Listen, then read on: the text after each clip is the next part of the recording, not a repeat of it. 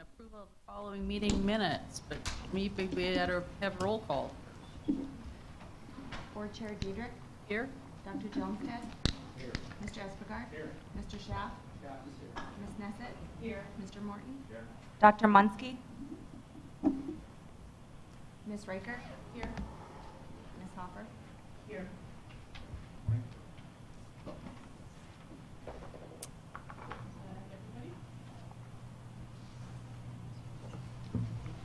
So do I have a motion to approve the minutes from April 24th and May 6th? So moved.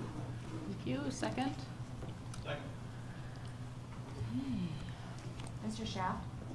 Schaaf votes yes. Ms. Neset. Yes. Mr. Hopper. Yes. Mr. Morton. Yes. Hello. Dr. Johnstead. Yes. Ms. Riker. Yes. Mr. Espegar. Yes. Board Chair Diedrich. Yes. And welcome, Dr. Munsky. Thank you. Okay. Item number 2, approval of the agenda. Now, did we need to make an addition to this agenda? Yeah. For the officers. Okay, we need to add voting for the officers to the agenda. Where do we want to put that? Dr. Scogan, is there an area where we should place that? I'm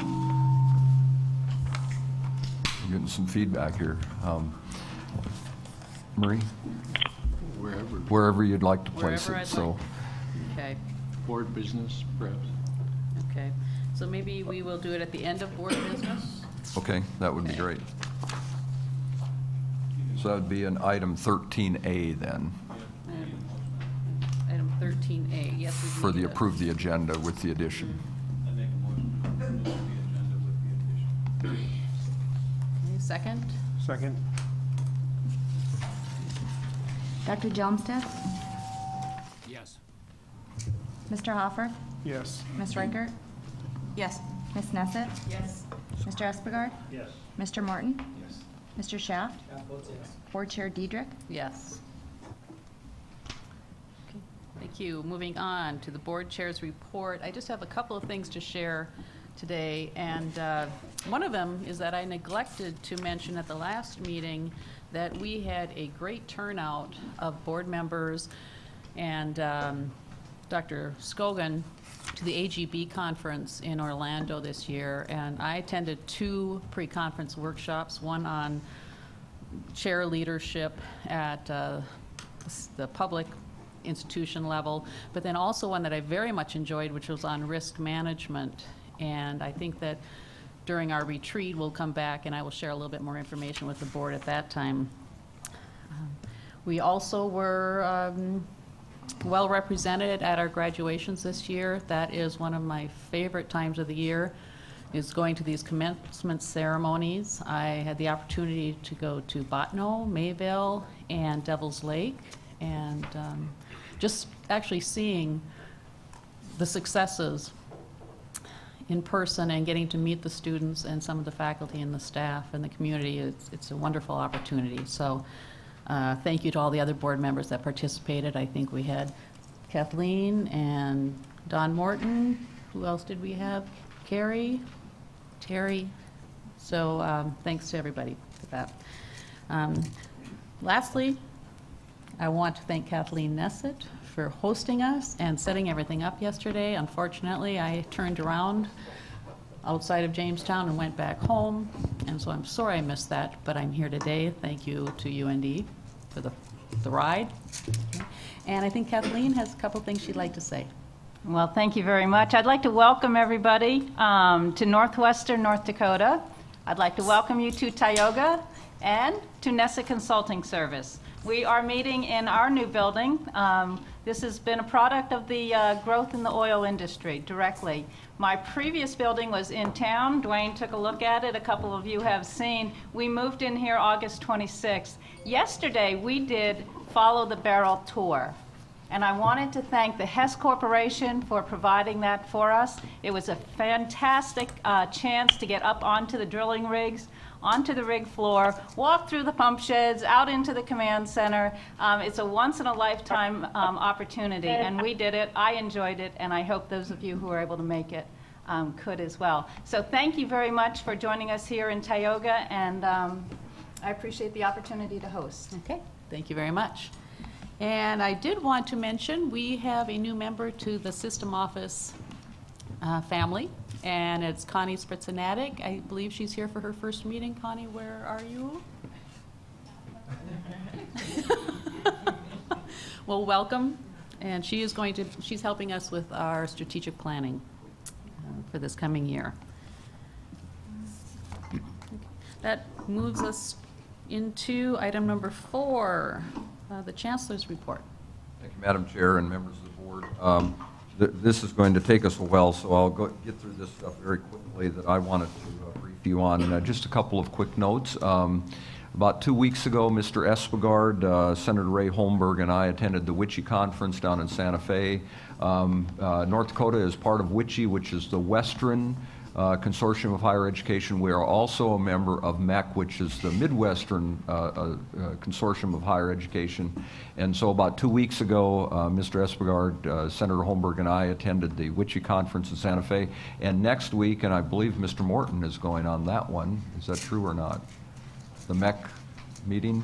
No, he's looking stunned. So, so apparently not. But I know next week I've got a MEC meeting down in St. Paul.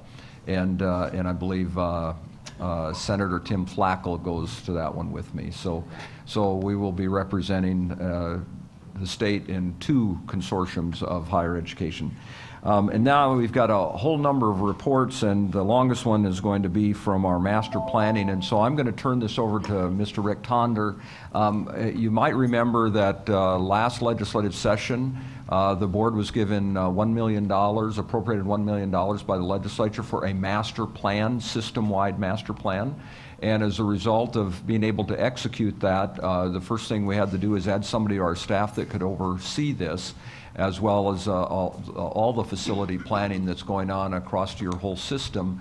And Mr. Rick Tonder was hired from UND, already came to us with a lot of years of experience in doing this, and now he has been overseeing, working with the consultants on the system master plan. So I'm going to turn it over to Mr. Tonder to introduce the planners.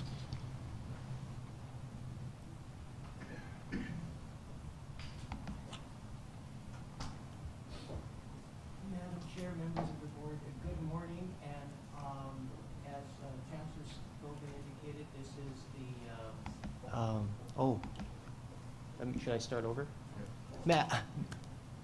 Madam Chair, members of the board, as Chancellor Scogan indicated, this is the conclusion of our master plan process. They've analyzed our campuses. They've gone through our procedures. They're here today to report on their findings and provide us with recommendations.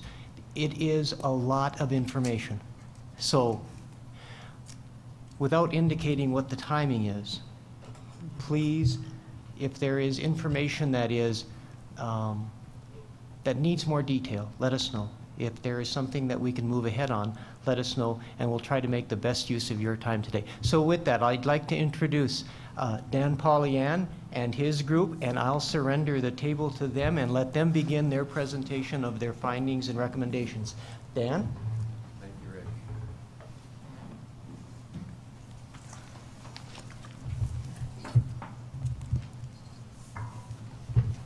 Well, good morning. It's absolutely a pleasure for us to be here and have this opportunity to present this work we've done over the last 5 months to you. It has been a wonderful experience. We have been to all of the campuses. We have had quality discussions there with the leadership of the campuses. We have evaluated a lot of different things that we'll be presenting to you, and we are we feel it's been a very wonderful experience for us, and we hope that the product will be useful to you as you move forward.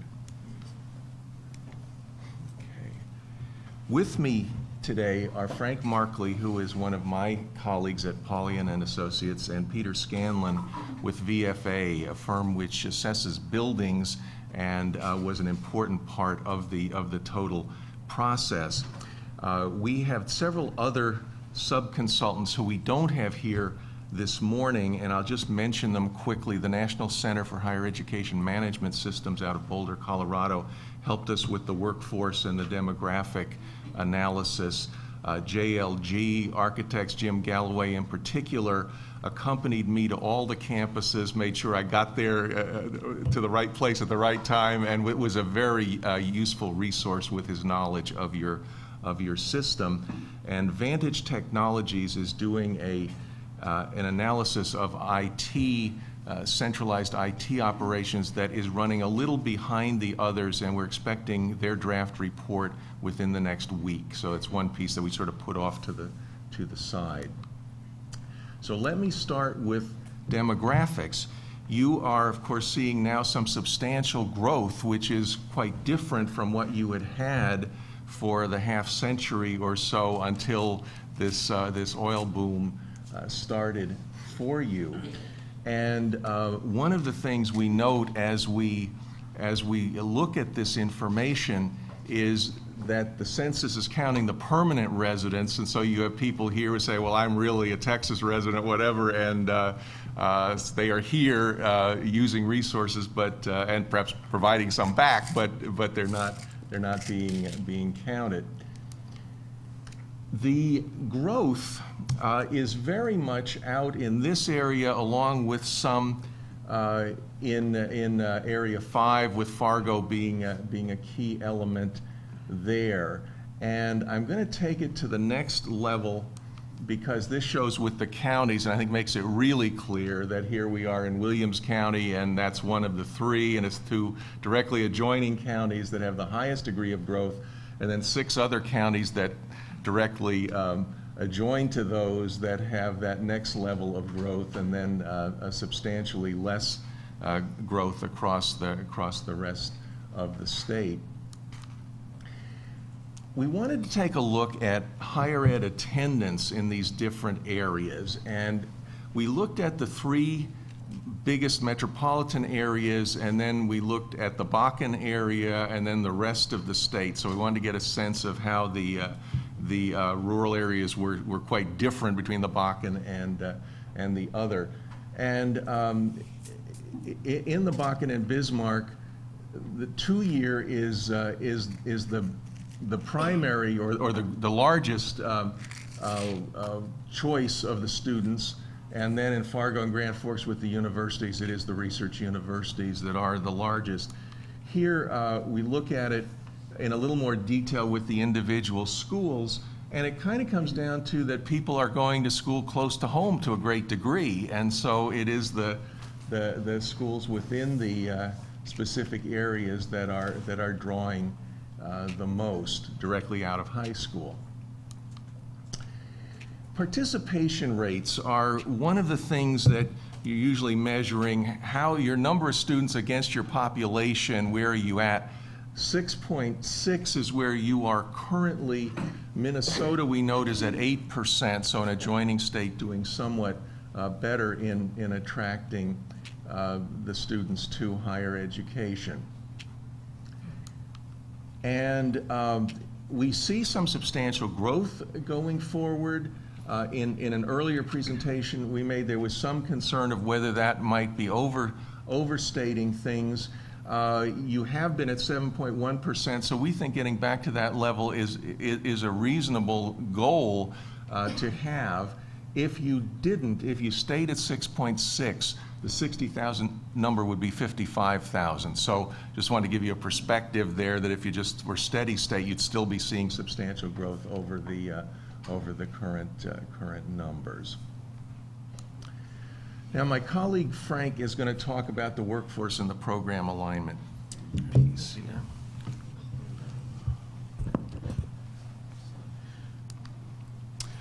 For our workforce alignment strategy, we looked at 3 different data sets. Basically, we looked at something called the Georgetown Center for Education, the Workforce, which is a data set that looks at occupational projections over the next 15 years or so.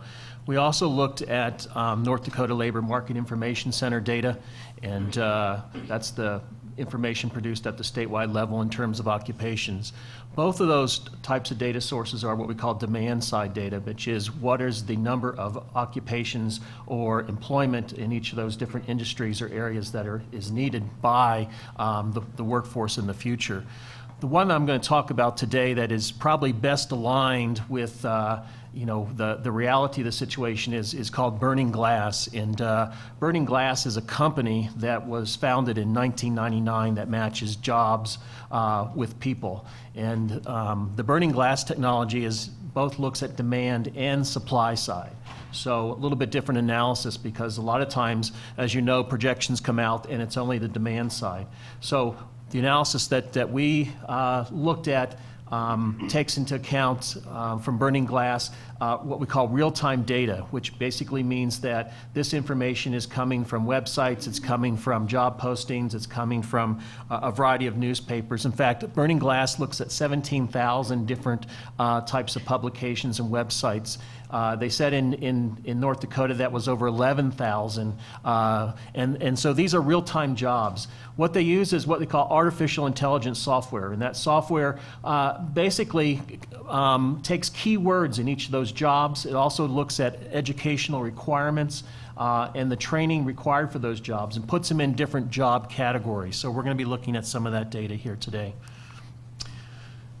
One of the first things we're going to look at here is this Georgetown Center on Education and the Workforce. And basically this chart looks at job openings by occupation and education level, and this is in thousands. This job level data, again, is a statewide resource. It's also produced for the other 49 states. And you can see right here in terms of the different types of occupations and then the entry-level education needed in those occupations. So if you look at the some college, no degree, associates, bachelor's, and graduate, and if you add that up and do the math, about a little over 70% of jobs they're predicting in the future, and this is basically through 2022, are going to require some type of higher education in the state of North Dakota. So from that perspective, understanding that degrees and certificates in the training of the workforce is going to be critical to your growth in the future in terms of economic development. I think I might have clicked too much there. Okay, so this is our first graph for Burning Glass, and what you're going to see here is, I'll go through and explain a little bit more detail. We looked at a couple different factors, and we cross-tabbed this in a couple different ways. The first major cut was between baccalaureate and sub-baccalaureate. So we looked at bachelor's and above, and then at the 2-year level, the certificates and associate degrees. And so, so that's one of our cuts that we looked at. We also looked at it by region. And we looked at the Bakken, Bismarck, Fargo, Grand Forks, and then we took the entire state as the rest of the region. So you'll see in this analysis some of that regional information as well. The career areas are listed there on the left, and you can see each color has a different career area. For example, red is allied health, blue is clerical administrative, and so forth. What you'll see on the right-hand side is a graph, and those graphs include bubbles. We did this very simplistically so you could see visually, what the analysis is. And those bubbles are positioned over basically two different things: the ratio of demand to supply, and on that's on the vertical axis. On the horizontal axis, basically the average salary, and that again, information comes from the Bureau of Labor Statistics.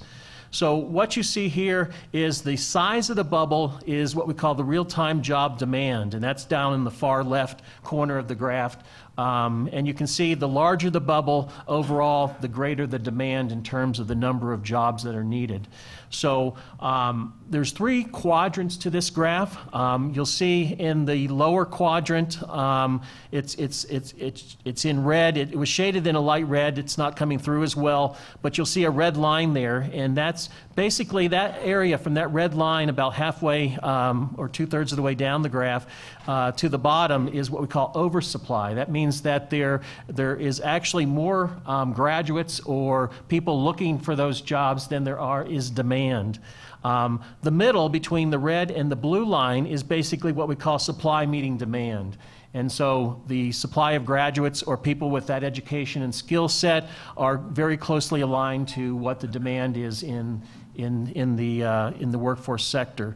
And then finally, the blue line and above is basically undersupply. And these are areas where, for the most part, jobs are I guess not meeting, are more plentiful than the number of graduates or employees with those particular skills. So this graph explains the baccalaureate and above statewide analysis. And so when we look at this, first of all, I think you need to see that most of the bubbles, for the most part, are in the pretty much what we call the equilibrium, supply equaling demand area.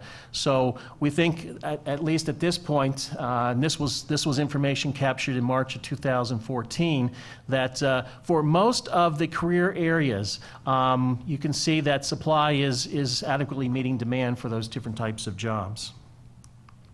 This is at the sub-baccalaureate level, so this is basically a little bit different. And there's a couple different things in terms of this. First of all, you'll see that the bubbles are higher up, meaning that there are quite a few occupations where there is an undersupply of workers based on demand.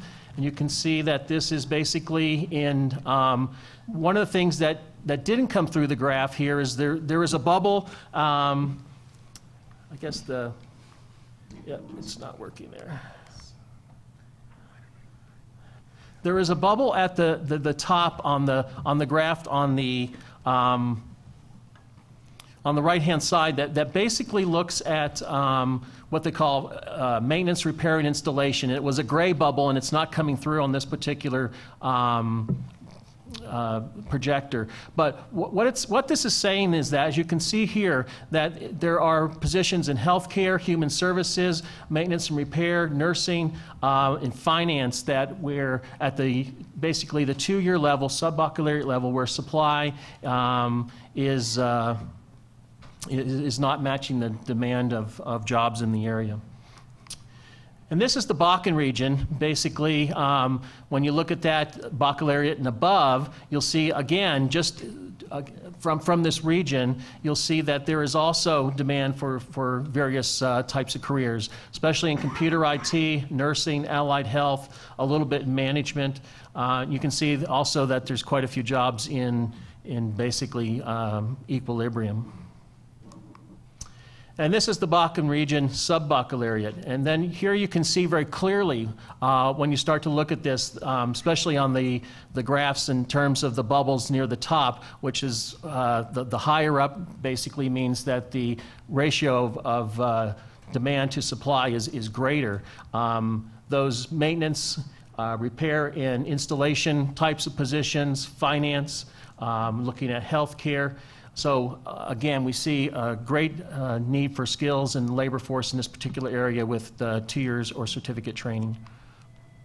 And then finally, we looked at the North Dakota labor information. I think this is a wide data set. We're not going to go into it in any great detail. Again, we highlighted it in the report extensively. But I think what the bottom line out of this is, in terms of economic development of the state, is that the entry level of education very closely coincides with the average statewide wage. So throughout this analysis, we were looking at those jobs that really are starting to pay a livable wage salary, and I think that's an important component as we look at economic development and producing jobs in the state. I'm going to turn it over to Peter, who's going to look at facility condition assessment. Thank you, Frank. Good morning, everyone. I'm Peter Scanlon, Vice President of Professional Services at VFA. Our company specializes in helping owners who have big portfolios, like colleges, universities, state governments, and corporate clients who have a lot of buildings, and we help them figure out how much money they need to spend on their buildings, particularly on capital planning for major renovations, et cetera. So as part of our part of this project was to assist Dan and his team to estimate or to take a look at the physical condition of the buildings at each of the campuses and do some analysis and projections about how much deferred maintenance the system has with its buildings. So we have three questions that we broke this portion of the plan down into. The first one was, are schools and institutions bringing forth and sort of bringing forth projects that are in fact needed based on the condition of the buildings that they have on their campus, and are the cost estimates that they're associating with those, are those credible? In order to do this, we had teams of architects and engineers visit each of the campuses. We asked each campus to give us the list of, here's the projects that we submitted last time, here's the projects we are about to submit, or we would draw from in order to submit for our future budget requests. And the full report has a section like this for each of the campuses, where we have, in the green column, we have a list of the projects that were identified by the school, and then in the blue comments on the right, our team's analysis of each of those requests. To summarize what our findings were, we just sort of put it here in a simple table. So our schools identifying and submitting projects that are really needed based on the condition of their facilities, and the answer across the board was yes. Every project that we saw on a list from each school was, our team verified as the conditions in that building or across their campus warranted that as an urgent need. The second one are the budgets that the schools are associating with these. Are they credible? And we did independent cost estimating and attempted to include total project costs, which vary from different parts of the state based on the supply and the demand for construction services in each part of the state. And again, the answer was yes, that the cost estimates seem credible. Now, a third question which came out of this, we didn't expect to, we weren't looking for this, but necessarily, but it came out. Do schools have more needs than the projects that they are submitting? And that was a universal yes as well.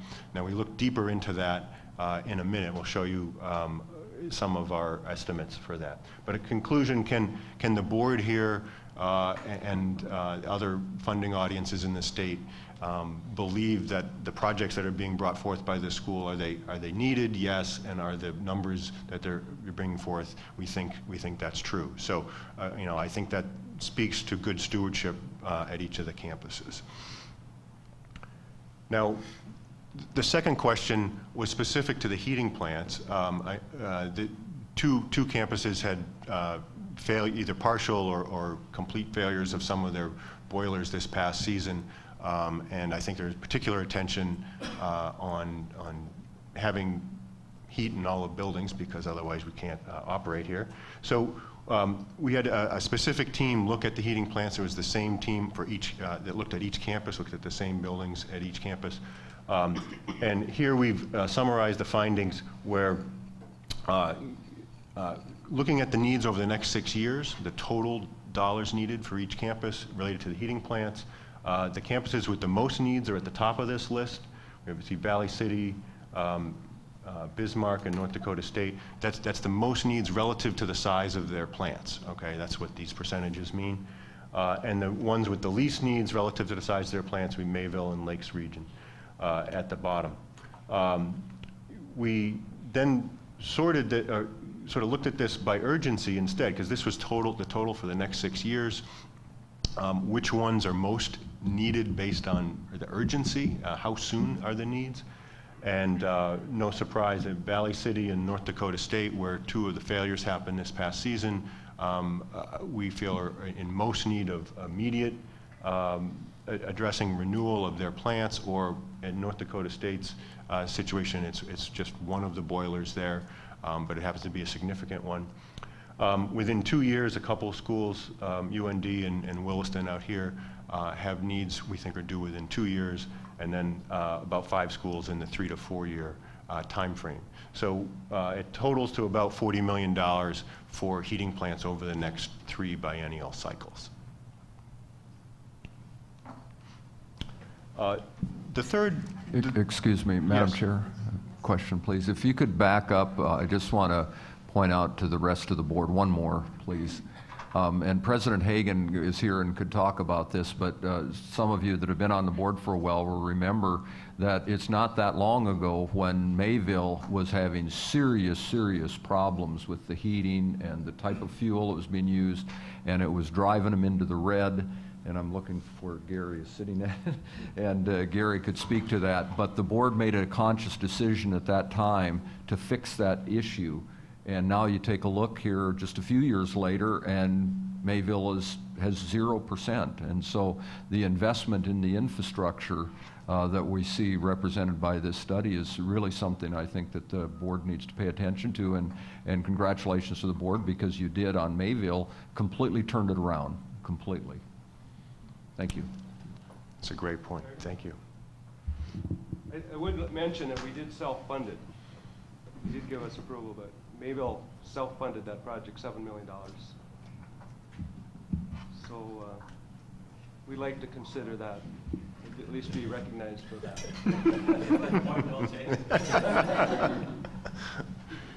Keep it going.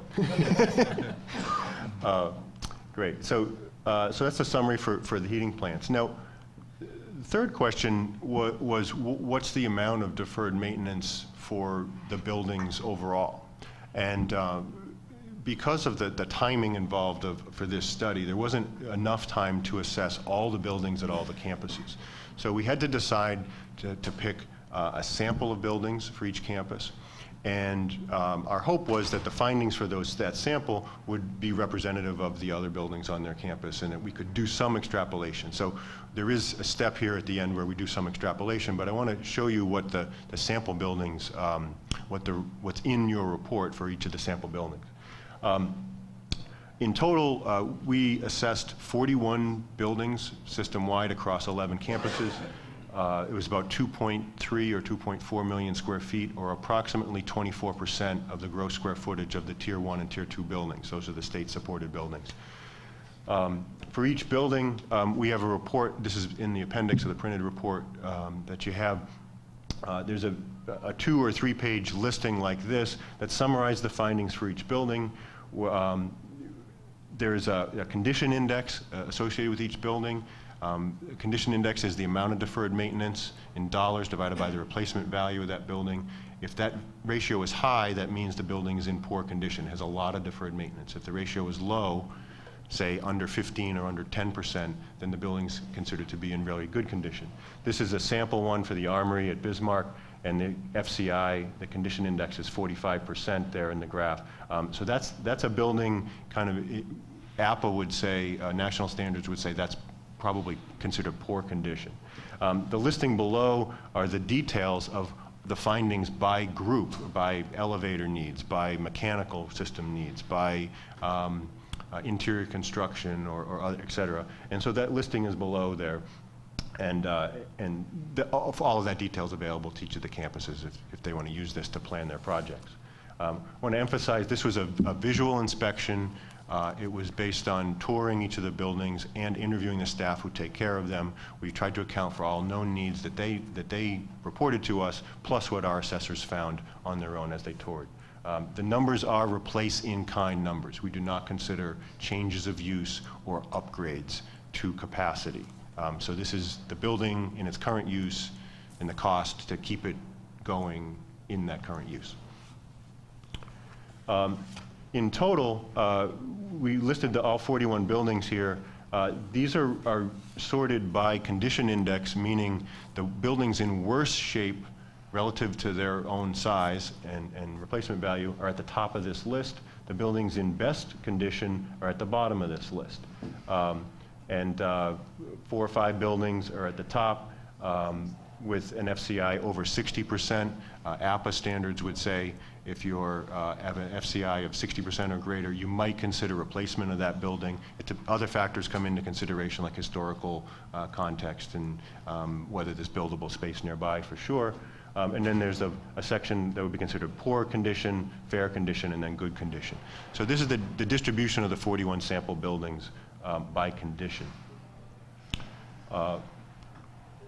We then resorted that list by dollars. So this is the same buildings. We sorted by the last column on the right. And the ones with the most needs in dollars are at the top here, and the ones with the least needs in dollars are at the bottom here. There's no right or wrong way to sort it. It's just what information you might want to look up. So again, full detail is available for each of these buildings and what the needs specifically are. In total, for the sample buildings, 2.3 or 2.4 million square feet, there were $200 million worth of deferred maintenance needs looking forward today plus the next 3 biennial cycles. So it's a 6-year cycle. So it's looking forward 6 years. You have 3 budget cycles if you were going to try to address all of it.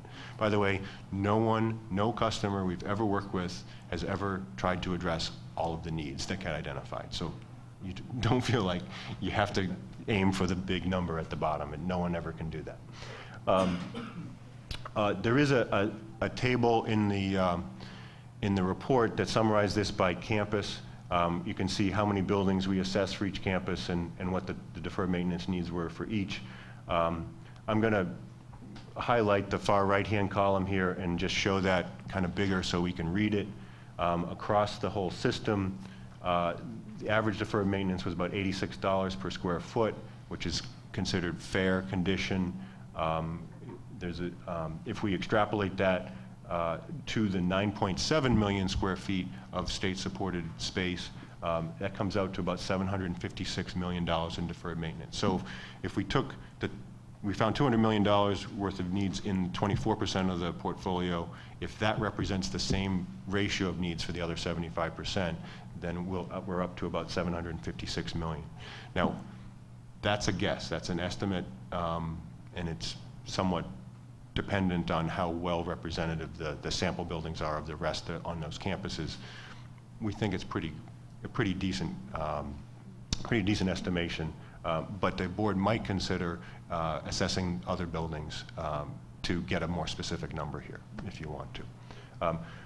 For the total liability system-wide, we added the heating plant line in here, and then we did recognize that site infrastructure is also supported by the state as well as the buildings.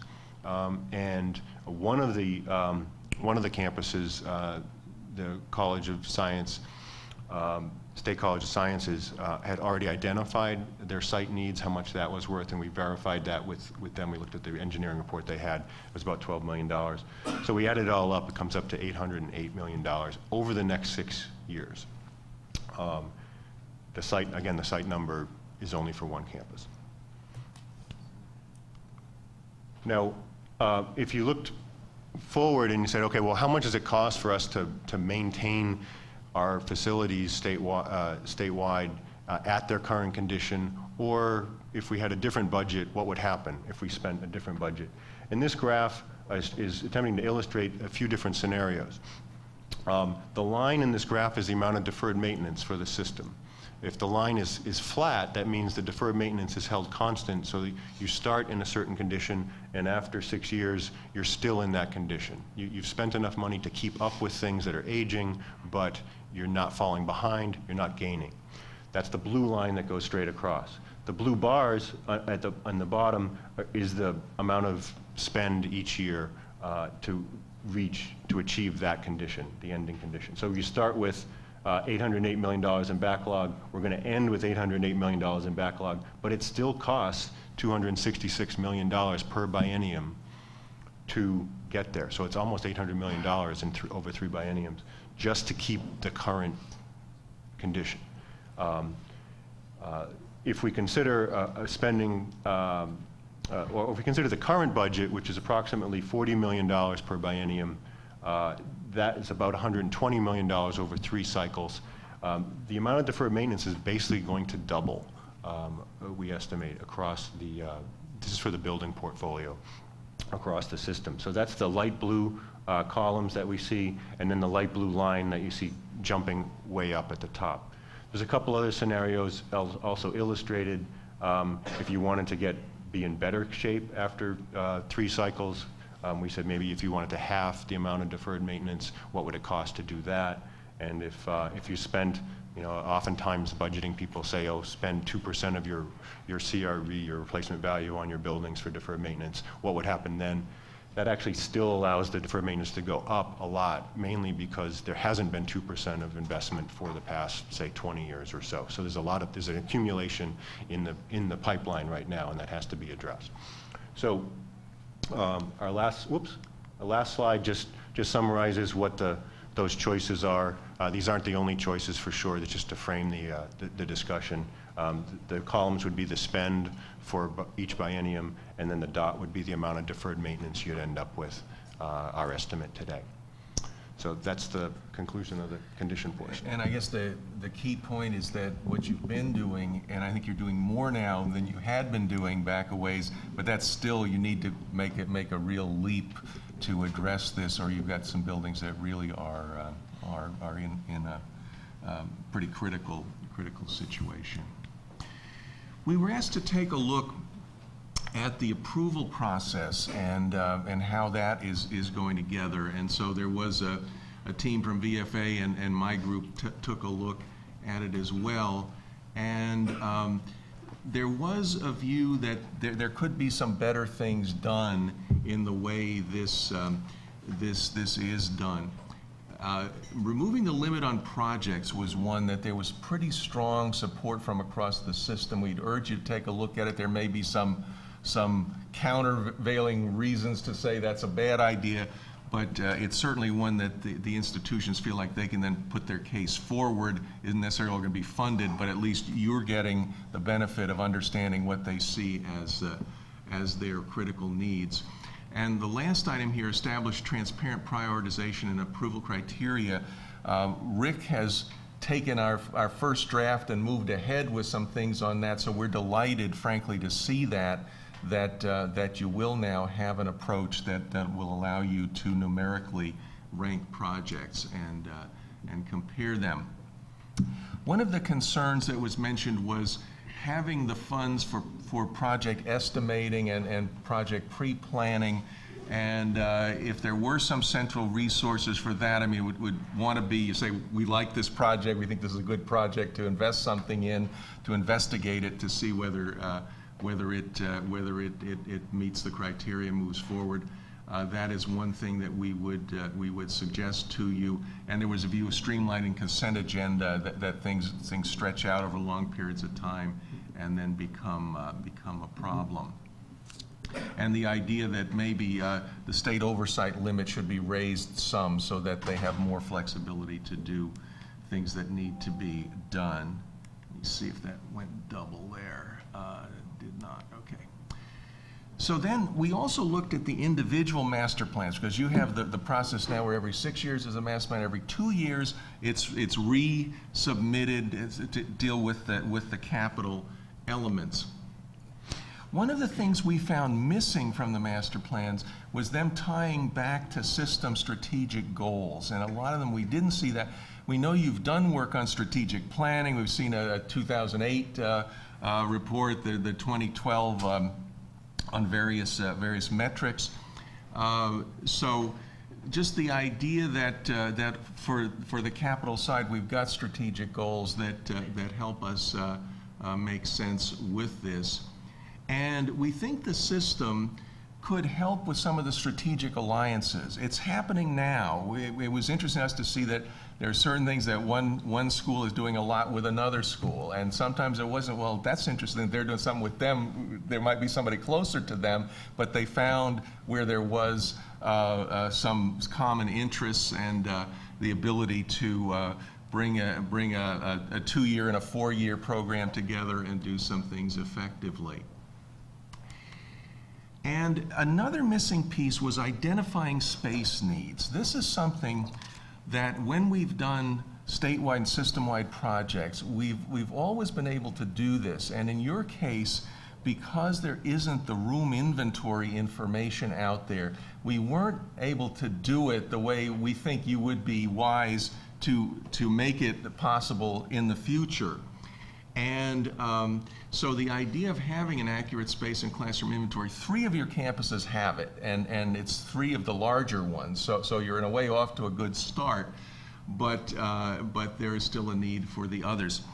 The other piece we tried to do was classroom utilization, and we thought, okay, you have this information that's put together centrally. It relates more to a credit hour analysis.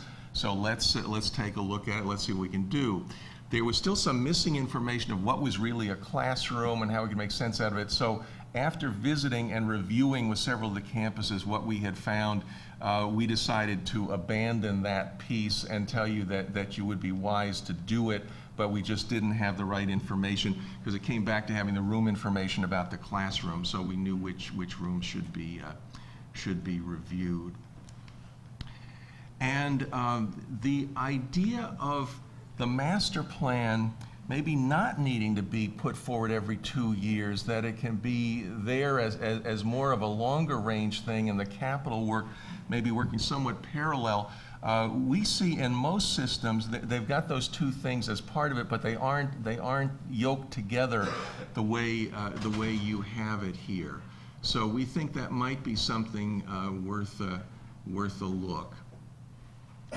And I think I'll go on to the next one, which is there are some opportunities to do some things, to buy some materials across institutions, et cetera. We think it's worth a look at whether there's some things you could do here. I mean, frankly, in most cases, institutions and projects are working independently of other institutions and projects. So this would be somewhat of a out-of-the-box approach, but it could give you some benefits on some things. And similarly, sustainability, the focus being saving energy and operating costs, where that is your ability to do it, we think that would be a very good thing to look at some best practices there. One of the things that we were hearing from campuses is part of why they didn't have the room inventory is they didn't have the funds and the staffing to have this software called FAMOUS, which is a facilities management software, to implement it fully in terms of the capital elements of it. And there were some issues with the scheduling software that need some attention as well. And then you have made investments on IT, so we'll have that remaining piece coming in that will analyze where that is. They have met via teleconference with each of the campus's representatives on the IT and with your system people, and we'll give you some advice on that. Okay. Well, this ties into some of the other things with the room data. Here's how one can get at this. The three that were able to give me data, we were able to parse it by all the major space types and look at what amounts of space per full-time equivalent student they had on those campuses. Now, I'll say right off, there's not a one-size-fits-all. We'd have to have an interpretation if all 11 had the information to say, no, here's reasonable standards for this and that one. One that very strong on the teaching labs. The schools with a very high vocational type, the big rigs and that kind of thing, are going to need more space to be doing that than some of the others. So when we did a similar project in Minnesota, we saw dramatic differences between the technical colleges and other two-year institutions in that state and how their needs were. Then we did take a look, because the one thing we had was you have information building by building of gross square feet. So we did take a look at how much space there was with the type 1 and type 2 buildings. The issue is what student numbers to use, and as we were discussing this on campuses, some said these are not quite the right numbers, but these are the best on-campus numbers in your enrollment report that are there. So some further discussions and refinement of that might be desirable. And we're usually working with assignable square feet, which is the space inside of the rooms. Like here would be this space and not the lobby and that kind of thing. So we made an estimate of that space, but we obviously don't know for certainty that those are the right numbers.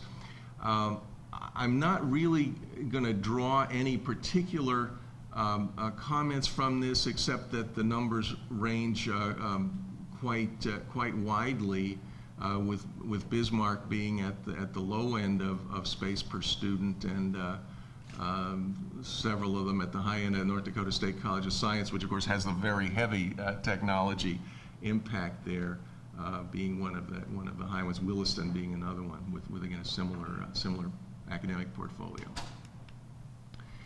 We were asked to take a look at research and development as well at the two universities, and the one that I want to emphasize is they have made dramatic increases in the amount of their sponsored research over the last decade. So I think that is a really good thing. We were surprised. UND, of course, the medical school does not have sponsored research as a big mission piece for them, because at most universities with a medical school, we would expect to see the medical school being a big driver of the sponsored research. At UND, it is not. And it was good for us to meet with some medical school people, understand what their role and mission is, and understand that the sponsored research is not why they're around. So NDSU, again, did quite well against a peer group that we looked at them, compared them to. And one of the points we make is that half of theirs is in agriculture. So again, the agriculture being a very big piece there of the thing. So just a couple of slides to summarize some of it. That you're going to see student growth because of the strong population growth. That the workforce needs strongest in the Bakken area. The Fargo area, because of the just the population base there, we see some good numbers of need. The deferred maintenance we've pointed to is probably in a way the headline of the whole thing, that you have a strong deferred need there, and the heating plants needing investment, and that the master plan's not having a needs component. So we would suggest that you look at ways to increase that funding for deferred maintenance and the heating plants. And if there were a way to develop some long-range plan for ongoing funding, and clearly doing something like the 2%, as we said, it's not your solution, but it would be better. I mean, it would be a real step forward to say we're going to do that henceforth as a floor. And the facilities inventory, the classroom utilization, and then strategic objectives. And you've already done the ranking criteria, so you've made some real progress there. So with that, we would be happy to hear your questions, your comments, your concerns, and have a dialogue with you about them. Thank you very much. I did have one question. Relative to other systems or institutions you've studied the deferred maintenance, are we way out of line, or is this kind of normal across? Sure, yeah, it's a great question. We've worked with public and private higher ed customers across the U.S. and in North America for 15 years. The public institutions, the system-wide numbers in terms of the amount of deferred maintenance is usually in a range of between 25 and 30% of their replacement value of their portfolio that you would consider. North Dakota is just outside the top of that range. It's around 31% as a starting point. So that's a typical starting point. And then by that I mean it's when attention starts to turn towards, are we going to address this or not? How much can we? And then over time, and it's not ever done in one swoop, but over time, say 5 years or a 10-year period, they pick a target and they try to lower it.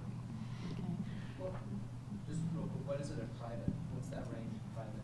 At private, it's about 5 points better. So there's typical starting points between around 19% and 24% as a starting point. Okay, then another question, how would we rank, if we were to put funding towards deferred maintenance to bring it down, how do you rank which projects you would do within the deferred maintenance that would give us the best return? Yeah, it's a great question. There's not a formula, like a standard formula to do that. There's just ways to incorporate what the factors that are important to North Dakota are to do that. And we work with many customers to to help sort that out. And it's usually what we see is some buildings, there's some facilities, it's appropriate to invest a lot to keep the current condition because they're mission critical. That's sort of, I think that's probably the primary reason. And if each campus hasn't done it, for each campus to say, here's the mission critical spaces on our campus, and that's sort of a great cross check. Because when VFA's teams looked at the buildings, they had blinders on that just said that air conditioning unit at that age, in that condition, how soon do you have to do something to it? It wasn't what space is it serving, how many students are served by that space, et cetera. So those other factors of why a building is important or why a space is important can be incorporated into this to kind of measure against how quickly things need to be done. And you know, that usually takes like at least one budget cycle for institutions to get used to what that feels like, and we'd be happy to help, or we have some interesting ways that people could lead those sessions on their own too. Okay. Other board members, questions? Yep, Mr. Shaft. Within your definition of deferred maintenance, are you including matters that would be of concern for health and safety reasons? Yes, we did. Yes, sorry. And so I'm looking back at Laura.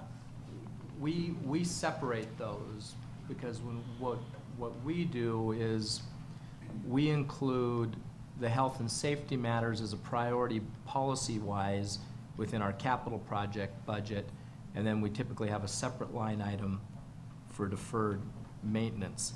And does that create any problems for what you're proposing as far as how we would approach this from a master plan? Or is it doesn't really make a difference?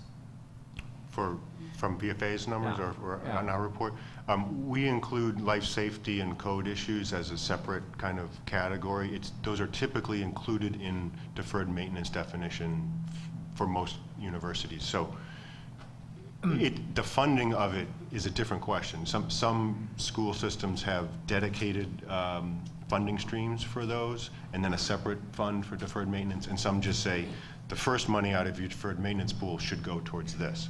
And it's more of a policy question than a... And I didn't state my question very well. What I was getting at is we were asking, you know, how we would rank these or how we prioritize. Yep. And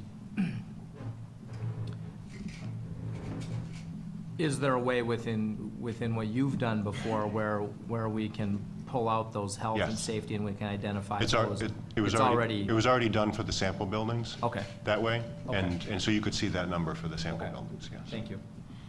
All right, and we have a question here from Dr. Munsky, actually.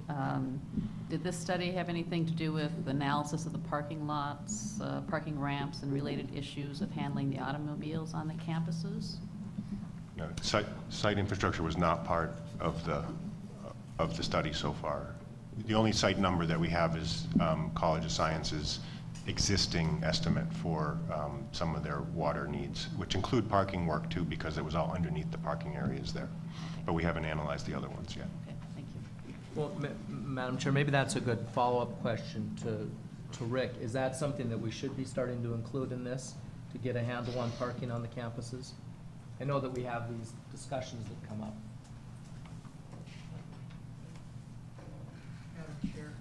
Is this on? Yeah. Madam Chair, members of the board, I would think that there's a number of fronts that we have to move forward on, including site infrastructure, but just beyond the parking, paving, there's the stormwater, the sewer systems, the water systems, the steam systems. It's a long, long list. And in order to not dilute the first component, which was the buildings, we didn't introduce the infrastructure at this time. So it is a broad front that we have to address next. And it includes parking and streets. Okay, thank you. Any other questions? All right, thank you very much. Thank you very much. Thank you. Thank you, Madam Chair. Moving on to our next topic. As we all know, we have a constitutional measure that will be voted on by the North Dakota citizenry in November. And so one of the issues that has been sort of lingering out there and has come up in conversations oftentimes and has been speculated about, and in some areas has been called a red herring and so forth, is accreditation. Of course, accreditation is incredibly important to all of your institutions. And so General Sogsveen has been looking very carefully at that issue and at Measure 3, and we've had a number of requests, informational requests about what would be the impact of Measure 3, and so I've asked General Sogsveen to address you today on his, and he did, there was a memo that was handed out, I think already, Christy, thank you, that you got on it, and so we'll just turn it over to the General. Good morning. Good morning.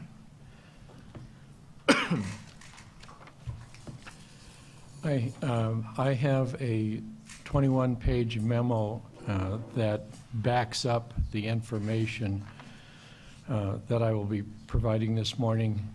And online, you will be provided a link online. If you care to do a deep dive into the exhibits, there are 15 exhibits backing this up, and so the total package is about this thick. So if you really are interested in this, you have everything that you need. Some preliminary comments about accreditation. I think everybody understands what accreditation really is. It's a process, it's a self-review process. And what we have been focusing on is the accreditation by the Higher Learning Commission for the 11 institutions. But a very quick survey over the past couple weeks, there are about 96 separate accreditations for schools and programs within the within the North Dakota University system. The accreditation process is a circular, continuous process. It really goes on all the time, and this schematic graphically illustrates the process, so I won't focus on that. In the North Dakota University system, we have accreditation of the institutions. It's a Higher Learning Commission. The professional schools, such as the medical school and the law school, the medical school residencies are the Accreditation Council for Graduate Medical Education. Baccalaureate, a wide variety of baccalaureate accreditations, and also technical. I just picked out one of each as examples. The importance of accreditation, there are many reasons for accreditation, but in addition to that is if an institution is accredited, they are eligible for funding under Title IV, federal funding. And in the last academic year, 2012 to 2013, students received approximately $270 million. There's access to accredited graduate programs. Of course, the reputation of the institutions, employability, licensing, to be licensed as a doctor or lawyer, to be a graduate of accredited program. And a staff study indicated that if there's a 5% or 10% estimated loss in or decline in enrollment because of accreditation problems, that would result in $75 million. If 5%, $150 million per biennium if 10%. So those are just some background issues. The memorandum goes into some detail about the reason for the State Board of Higher Education. Basically, in their 1930s, there was some escapades with higher education, which led to an initiated constitutional measure in 1938, which established the State Board of Higher Education in 1939. So the State Board of Higher Education has been in effect since 1939. There have been some recent efforts to change or address the State Board of Higher Education.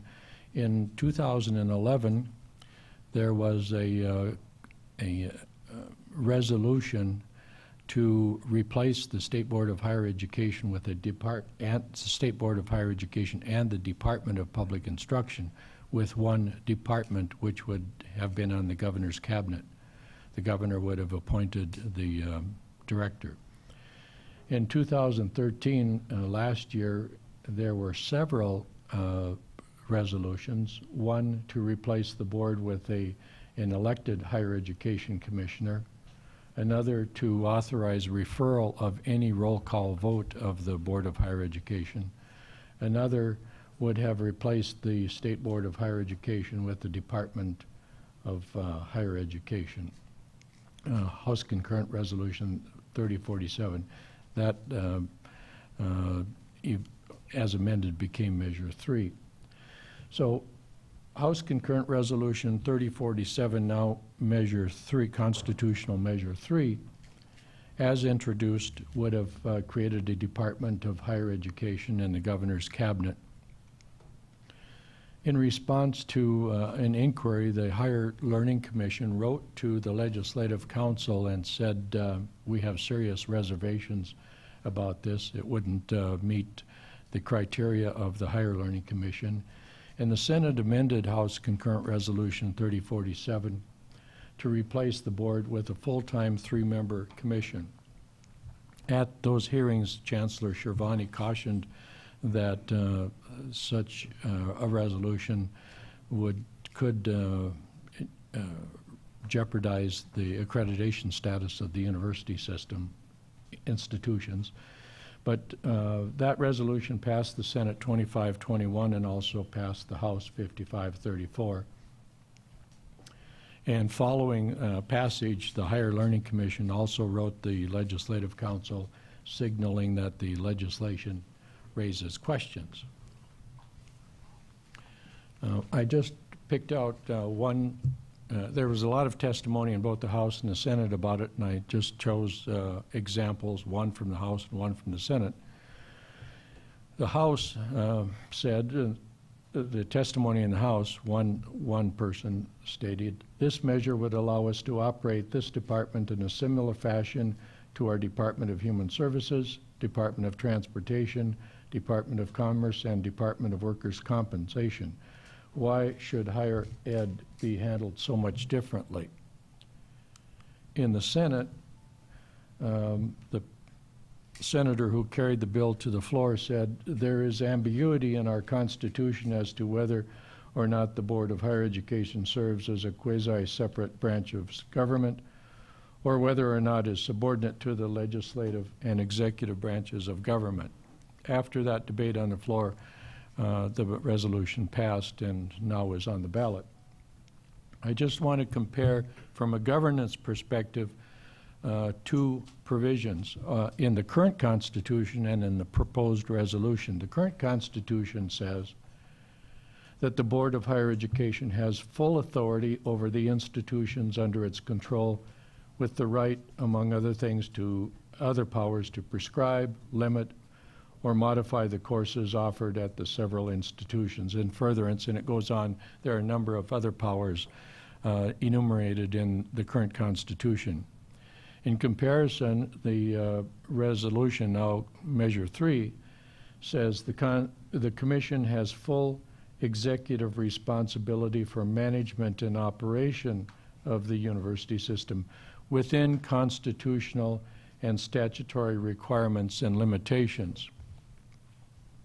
To me, the bold print giveth and the fine print taketh away. That's a lawyer's summary of it. So let's focus then on the Higher Learning Commission requirements. The Higher Learning Commission governance criteria, I just picked out two.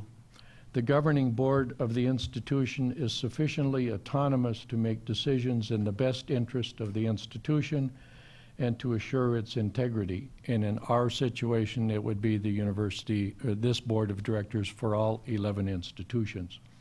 And the governing board preserves its independence from undue influence on the part of donors, elected officials, ownership interests, and other external parties when such influence would not be in the best interest of the institution. So that's what the requirement of the Higher Learning Commission. Likely concerns, governance concerns of the Higher Learning Commission would be, would the commission be sufficiently autonomous, and would the commission preserve its independence from undue influence, and what would be the statutory requirements and limitations that might be passed in any legislation in 2015.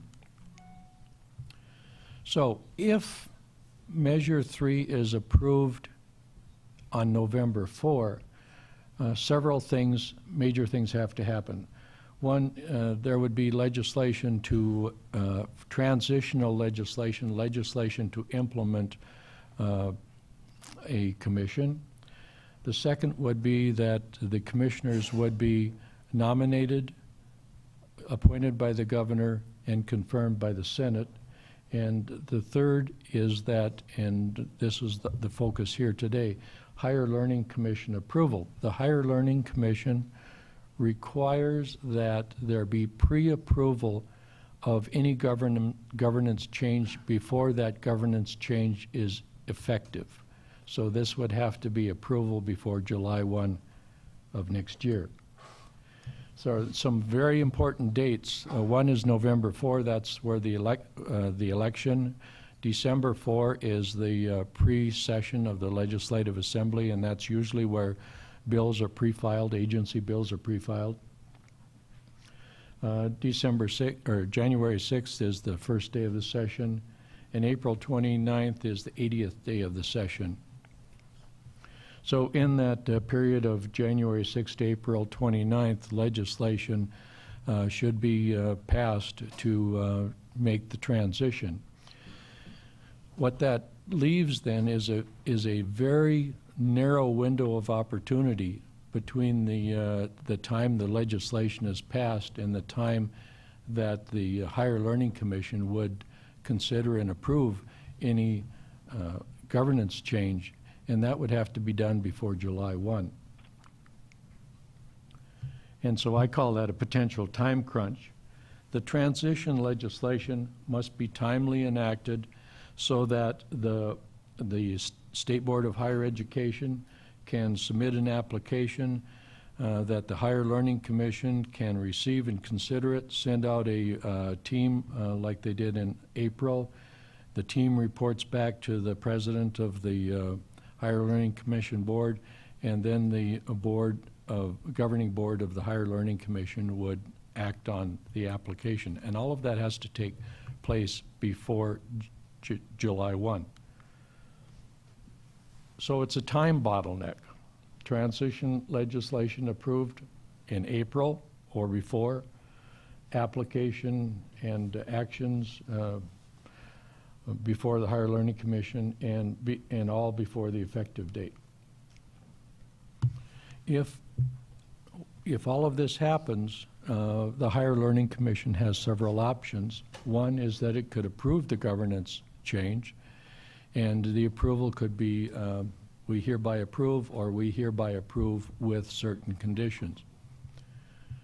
Or they could disapprove the governance change, and if they disapprove, they could put all 11 institutions on notice, on probation, or do what they call an order to show cause, which in effect is, here's an order to show cause why we should not put you on notice, probation, or remove accreditation, or there could be revocation of accreditation.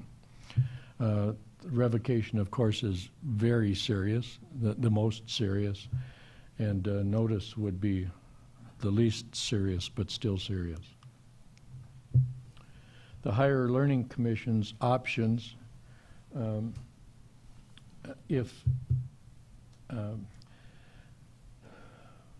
failure, to go back to this time crunch, if there is not approval of a governance change before July 1, the effective date, then the higher learning policy states, the board shall withdraw the accreditation or candidacy of an institution that completes a change of control, structure, or organization without receiving prior commission approval from the Board of Trustees. So that policy indicates that that July 1 deadline is critically important for obtaining commission approval for a governance change.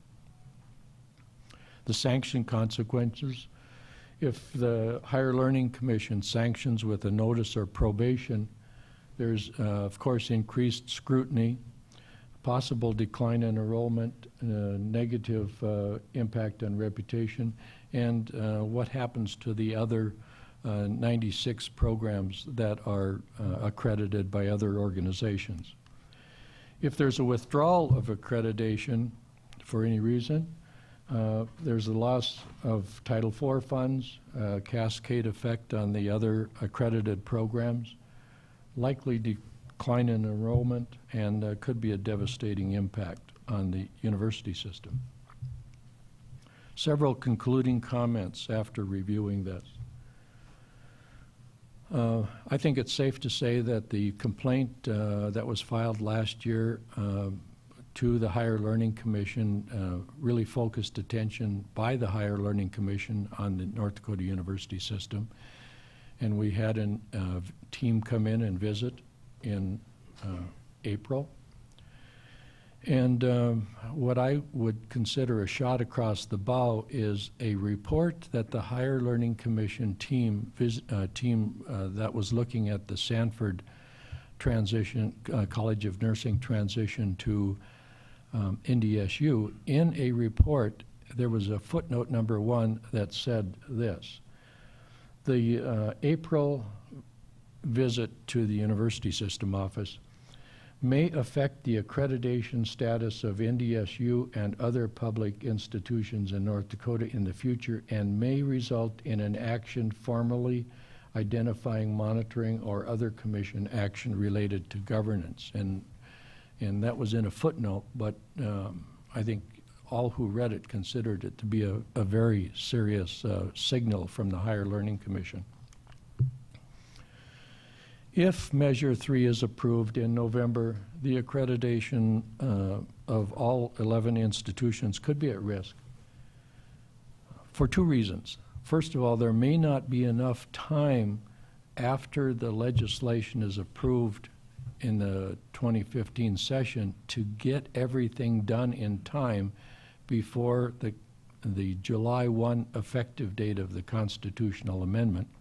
And second is that even if that time crunch is met, the Higher Learning Commission may not approve the application, may not consider a full-time 3-member commission to be to meet their criteria for governance.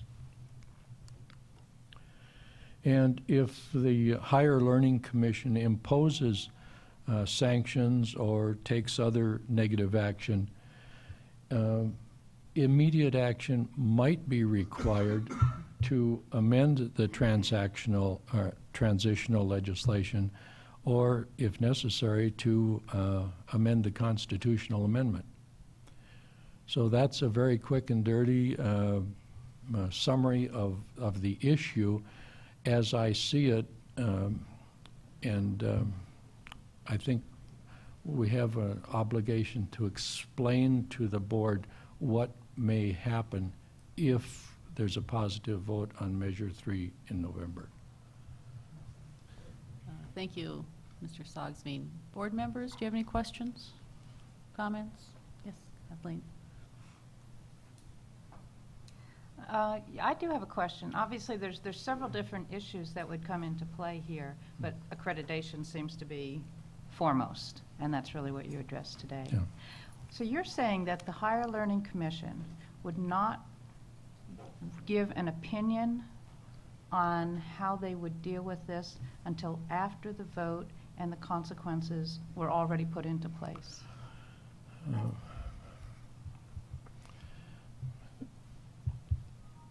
Members of the commission, or the board, I specifically asked the attorney who accompanied the team that came out in April, I said, will you give an advisory opinion about constitutional measure 4?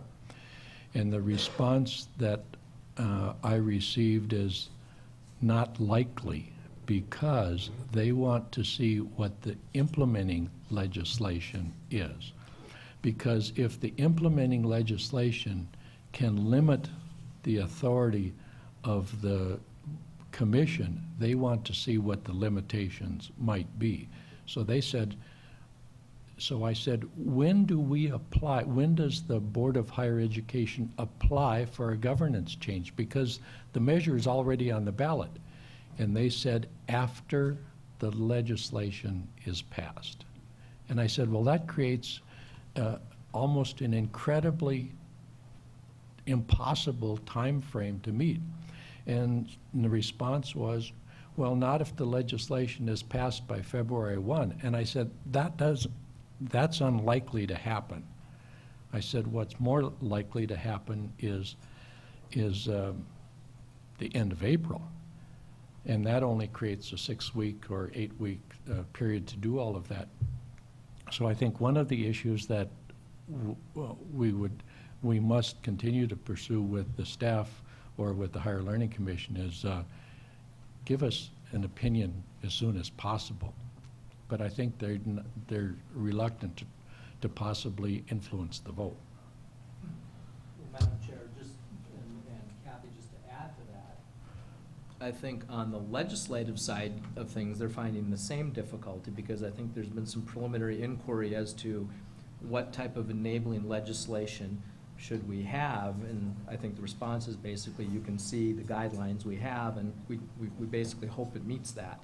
Yeah. But so even under the assumption it was going to pass, those legislators that are trying to be proactive and get an idea as to what would not be an accreditation issue, I don't think they're getting a lot of information on that either. No. So either way, it's a pickle, and I think you're right about April, because the way they set this up is going to be tied to an appropriations process. And so if that bill is wrapped in with whatever they're going to do with appropriations, that's likely going to be one of the very last days of the session that we really have an idea as to what that's going to say. And so, Madam President, I just, having had these discussions in the staff, just wanted to explain that among other things, there's a critical timing issue. So Marie, just so I'm clear, if Measure 3 passes, then the legislation has to be developed to support it, and the enabling legislation, which would, which would be the next session. Yeah. So that's why, and that would definitely be time consuming. Yeah, Mr. Morton, that's true, because when the initiated measure was passed in 1938, there was a clause on the bottom and says this is self-implementing constitutional measure. No legislative action is necessary. Measure 3 doesn't include that language, and so I think that implementing legislation will have to be passed. And the interesting thing about implementing legislation is that the Constitution says that statutes normally go into effect on August 1.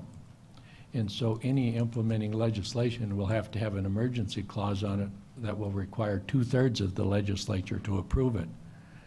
So this will be if the Measure 3 passes, this will be an interesting, that's an understatement, interesting issue. Yeah, very interesting, because another thing that could potentially happen is if there are strong sentiments in the legislature against what happened in the initiated measure, they can essentially thwart the initiated measure to some degree by not approving the emergency clauses or failing to approve the implementing legislation.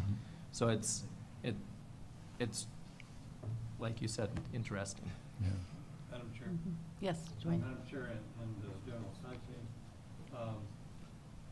Yeah, this is a real dilemma here, and time crunch is that.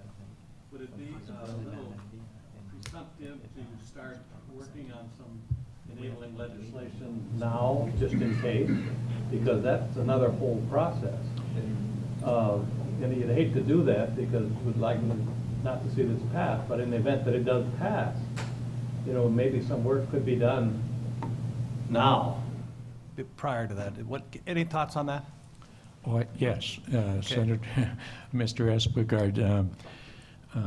I've talked to the people in the Legislative Council. They are not drafting contingent legislation. So I have already started to go through particularly Title 15 or Chapter 1510 and others.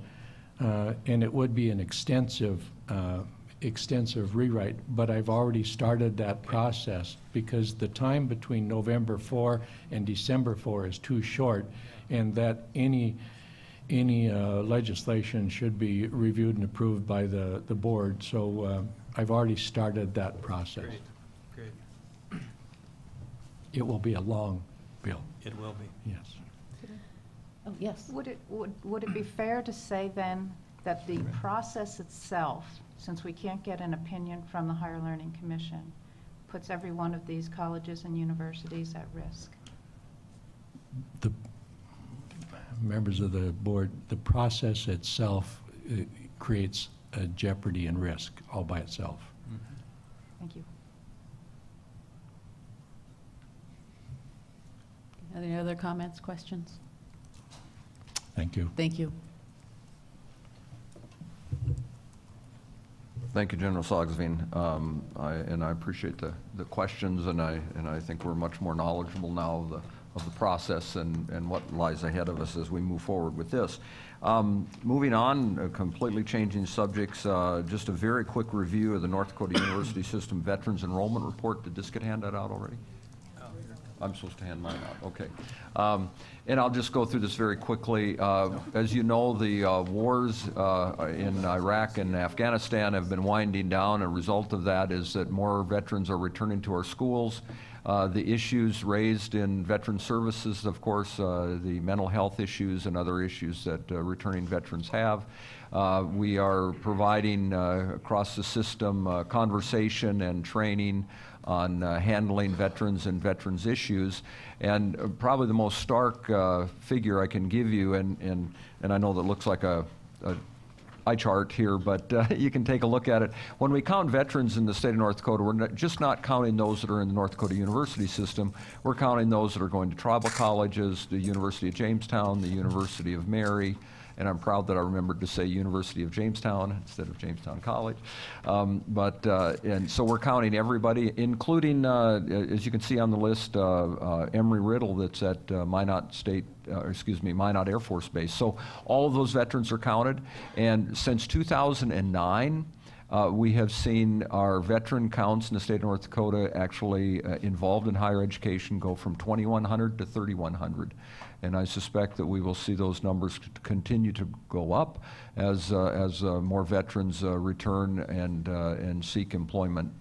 We are also working, I know there's a conversation certainly going across the system and hopefully in July at our strategic planning meeting, we will have some discussion about this as well, and that is how to best serve these veterans to ensure that we have in place prior learning assessment, that we take in account their military education and training that they got, and because we want to make sure, this is one of the issues. We've got, last I heard, 23,000 open jobs in the state of North Dakota, and as we have veterans returning to our colleges and universities, to be able to help them to very quickly get a high-quality education and then move out into the workforce is of great benefit to our state, to our business and industry, and of course, most importantly, to our veterans and their families. So that's a quick report on that. I have a quick question. Yes, ma'am. We have the enrolled numbers. Anything on successful completion, or are they getting through just fine? after they've enrolled? I don't, do we? Because I know we have Right. programs out there to help them We do. complete, but I just was You wondering if know, we had any of that. If there's more that we could do. I think our substitute camera woman sitting next to me ought to be able to figure out how we can get to those numbers, correct? Okay. Okay. The camera lady says yes, she could get to that. All right, thanks.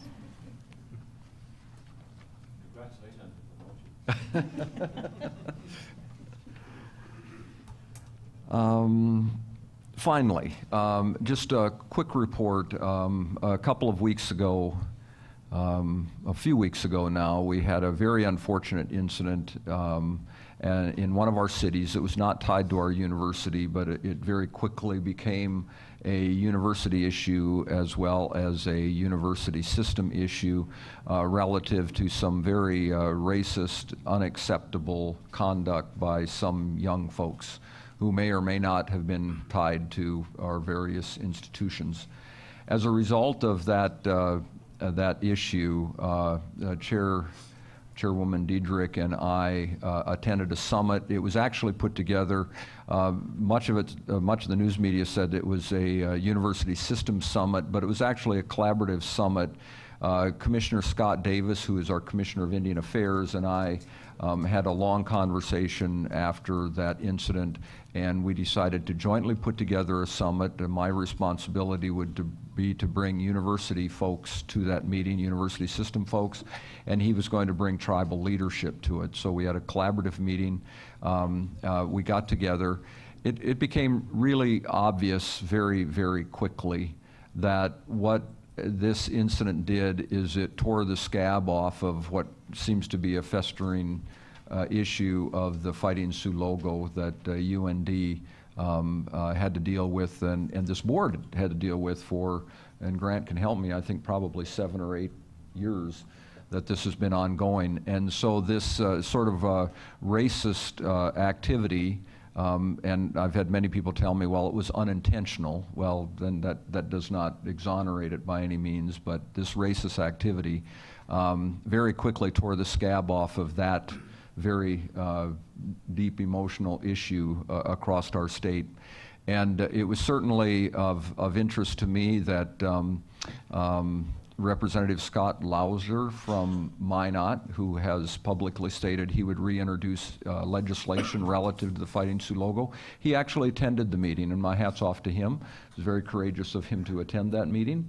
Dr. Jelmstead was at that meeting as well. I appreciate him being there.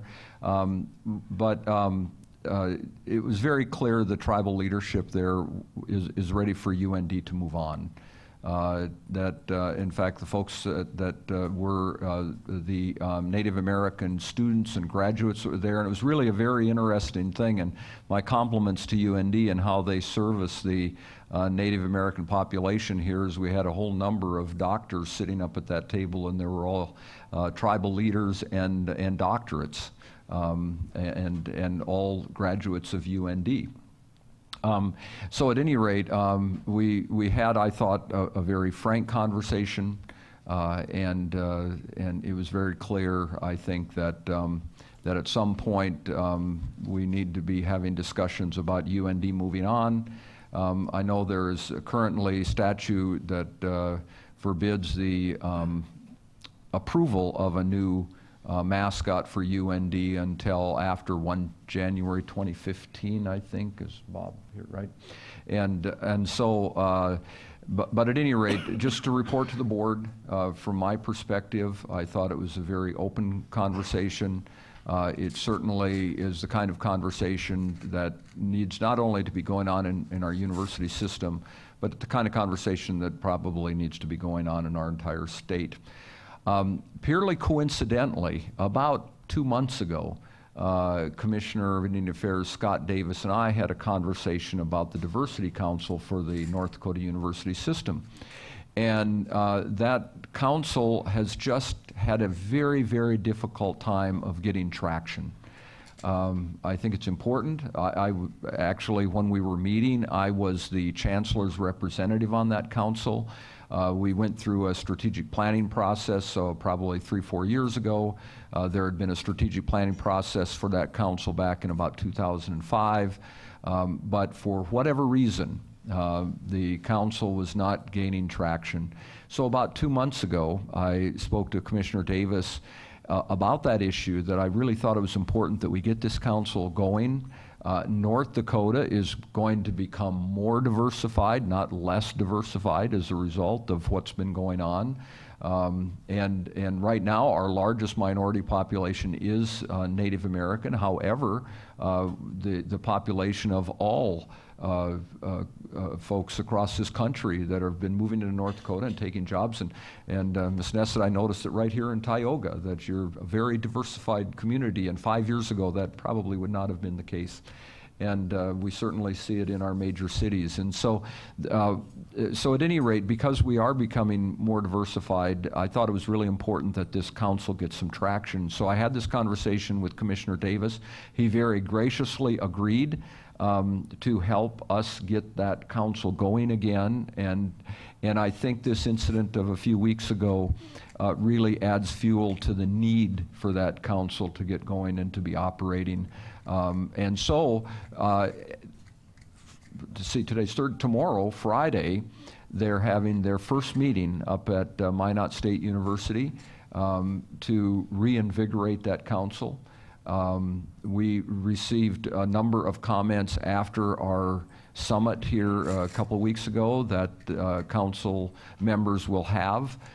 They've got the strategic planning from before, and so I'm hopeful that we can really reinvigorate the council and get it moving in the right direction, and begin having conversations across our system on diversity and on accepted, respectable conduct by all of our members. And so that would be it. And ma'am, unless you have some comments, or Dr. Jelmstead has something to add to it. Terry, do you have anything to add? No, I think you're right about Scott Lauser being put on the spot, so to speak, and I think it was very good of him to stand up to what he thought was right, but he's changed his opinion quite a bit as to what his viewpoint was on legislation that he was going to propose. But he did a nice job of transferring the feelings that were directed towards him, I think. Okay. And we had some conversation at that meeting whether or not the board should come forth with a resolution about the retirement of the Sioux logo. But Dr. Scogan and myself have decided that maybe that the Diversity Council meeting on Friday, that, maybe you could bring that up for discussion, and we would come back with a recommendation to the board that time. But we did make it very clear that we don't want this to just die. We have to do something so that we don't address this again in the future. Okay. Anything else, I'll say Dr. it later. Scogan? So do we want to take a break now? Okay, we are going to take a, we'll start again at 10:30.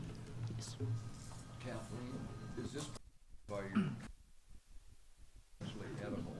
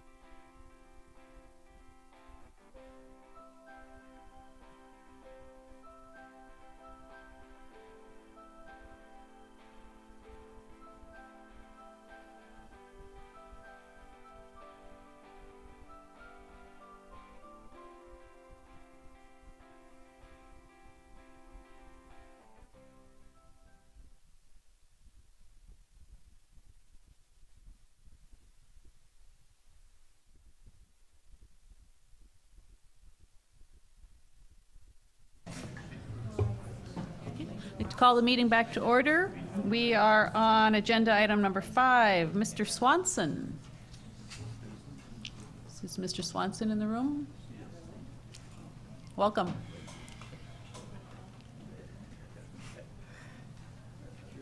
Yes. Good morning, Madam Chair and members of the board. The last meeting that NDSA had was on April 25th, and the 26th we had it in Bismarck. And at this meeting, we decided on our budget for this next coming year, and we discussed our goals coming up for the next upcoming year that myself and our new NDSA lobbyist, Jody Bowe, who's in the back, and we'll be advocating for the students. One of them, and I didn't bring a copy of this, but we passed a resolution in support of professors and educators using open resources and open textbooks and trying to encourage incorporation of those into the curriculum for the students. Another thing we discussed is we discussed in quite detail and length on Measure 3 and what options we will have moving forward with this, as I am of the understanding that we can take a position as being NDSA on this. And we decided to create a special committee that will meet over this summer, and that will include myself, the vice president of our organization, our lobbyist, and a member from each institution, a student member from each institution on that. And they're being tasked with creating legislation or creating like a game plan going forward on Measure 3. And we hope to have something ready by our September meeting, which is our first meeting, the next meeting coming up, some legislation to have for September. And another thing we've been working on is we had a survey done, a student survey, and I can send everyone a copy of that also if you would like one. I'll just go over the survey really briefly, just brief parts about it. 1,500 students responded to our survey, so we were happy with the results we got. And the survey we did was on student affordability and kind of if students, what they thought about the affordability of their institutions and if students are receiving financial aid. And with what we got with about 60% of the respondents said they received the financial aid and with student loans. And it was kind of intriguing to me looking at the answers, kind of asked, what do you do with the excess with your student loans after you have paid your school? And we had a lot of the answers were people pay their rent or people buy food, living expenses. And one of the really interesting is a lot of students pay off credit card debt and use the student loans to pay off other loans that they have for their education. So I thought that was really interesting to see what the students are using their student loan money on. And that is all I have for today. Thank you. Yes. Madam Chair, great to hear you're going to start the committee and so forth. If you're going to talk about legislation, I think it'd be a good idea to work with Murray, who's also working on that same item. Maybe just kind of pass it by with him as well, so that we're not duplicating efforts or going in a different direction. Okay, thank you. Yeah, thank you. Any other comments or questions? Okay, thank you. All right, Dr. Munsky, Council of College Faculty. Good morning. Good morning. Thank you for allowing me the privilege of being here today. We have had another tragedy on my campus wherein one of our colleagues from TRIO has passed away, and it's fairly important that I be here to help as a member of a certain group that's associated with Upward Bound, TRIO, and others. So I had not originally intended going to begin with because of health-related reasons, but this is all the more important now to be here. So thank you for making the special efforts to allow me to be present to deal with Don Croker's situation and his family. And at this point, I will relay to you the Council of College Faculty's report. I sent the draft to Ms. Hetzler and others, hoping that you all now have it in possession so I can read it into the record. And this is, there have been no changes to that draft, so here it goes. The Council of College Faculties met on Tuesday, May 6, 2014, using Blackboard Collaborate via Moodle. The agenda focused upon 4 items of concern. First, updates of NDUS task force committees were provided as follows. A, remedial development education via grade 12 of North Dakota's public P-12 systems. That was presented by Dr. Suzanne Russ from Dickinson State University. B, best practices in remedial development education was presented by Professor Greta Paschke of Mayville State University. Item C, admissions for student success, was Dr. Paul Markell of Minot's presentations. These reports were discussed energetically, acted upon, and appropriately filed so that the council can continue to be an active partner with other stakeholders in these task force. Second, all business was concluded or continued on these topics. A, Family Medical Leave Act relative to NDUS campuses is an ongoing topic of concern. B, and this speaks especially to what Mr. Espegard has raised, feedback on open resources was mixed and an ongoing issue to be discussed. The Council looks forward to working collaboratively with the NDUS Central Office, the NDSA, and the ND Legislature on this topic in 2014-15. Item C, under old business. Establishment of a permanent research fund is moving slowly forward, but is anticipated to be a focus of the Council's efforts in 2014-15.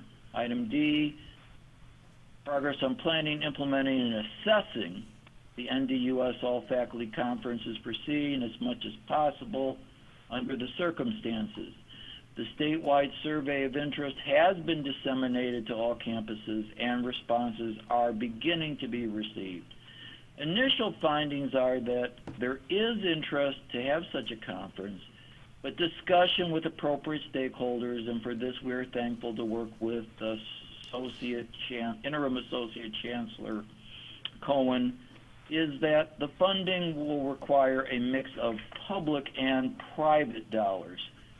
This topic will be continued throughout the summer while incoming CCF President Fernando Quijano continues to analyze the data and be in conversation with the appropriate individuals from the NDUS Central Office, such as Dr. Cohen, the faculty, and possible co-sponsors, of which we have located possibly 2. The third item was new business emphasized discussion concerning continuity of participation in NDUS task force committees, the need to reconsider any changes of frequency of council meetings and its method of delivery, and ways to continue to improve coordination of the council's activity with other NDUS bodies, example, the AAC and the SAC. And now that I understand that the Council for Multiculturalism has been, or diversity, reinstituted, that is going to be an important one for the faculty to interact with through Council of College Faculties. Also mentioned would be that members in the audience at the upcoming ND Interim Higher Education Funding Committee meeting at the Grand Forks campus will include faculty rep from the various campuses through CCF. Finally, the motion was made, seconded, and unanimously approved to give an accolade of thanks and appreciation to outgoing CCF President Markell. I did ask for a point of personal privilege relative to the passing of a faculty colleague at the University of North Dakota, and this is the most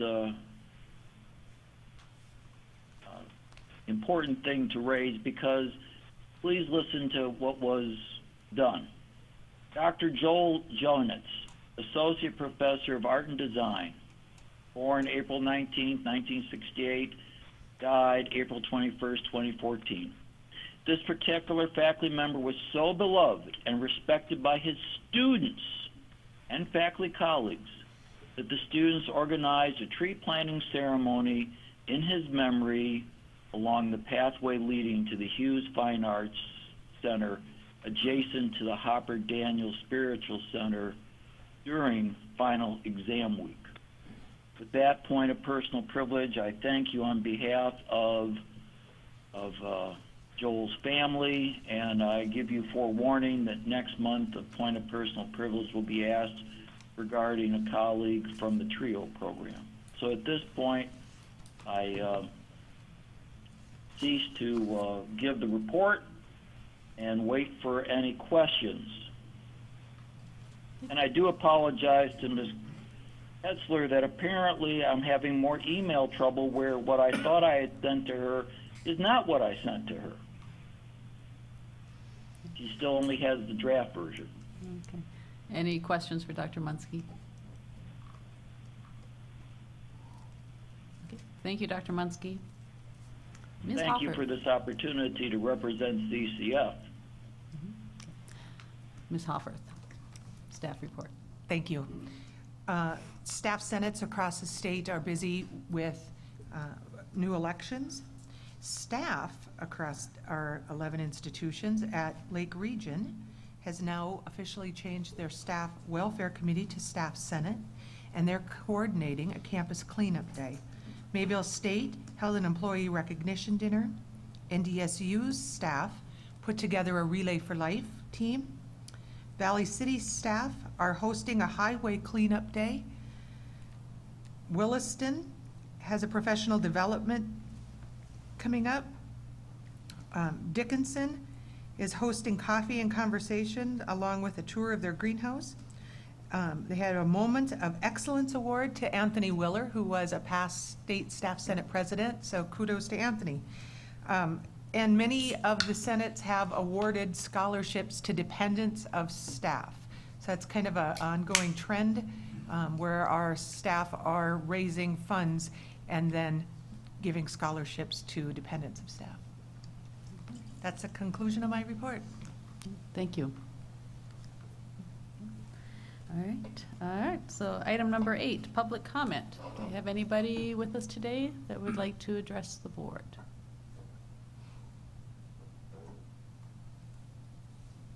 Okay, seeing none.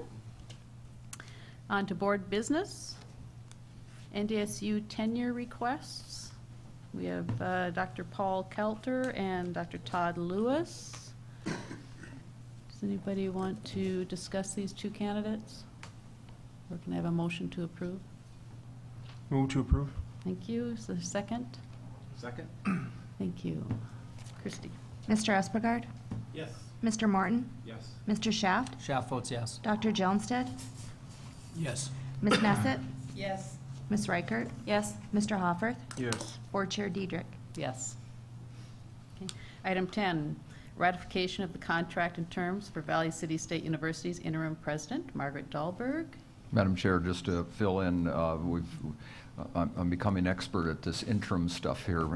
And so basically what we did with Dr. Dahlberg is the same thing we did with Mr. Clark at Bismarck State College, is to continue their salary as vice president, add a stipend to that, and then it will be completed upon the terms for her upon the appointment of a president for Valley City State College. And so I just asked for a motion for ratification of that. Okay. Board members? Also move. Thank you. Second? I'll second. Thank you. Ms. Reichert? Yes. Mr. Shaft? Shaft votes yes. Mr. Espegard? Yes. Mr. Martin? Yes. Ms. Neset? Yes. Mr. Hofferth? Yes. Dr. Johnstead? Yes. Board Chair Diedrich? Yes. Item 11, approve President Emeritus status for Dr. David Fuller. We have a proposed motion here to approve President Emeritus status for retiring Minot State University President Dr. Fuller, effective upon his retirement on June 30th, 2014. Board members, motion to approve. Also move. Is there a second? Second. Okay. Thank you.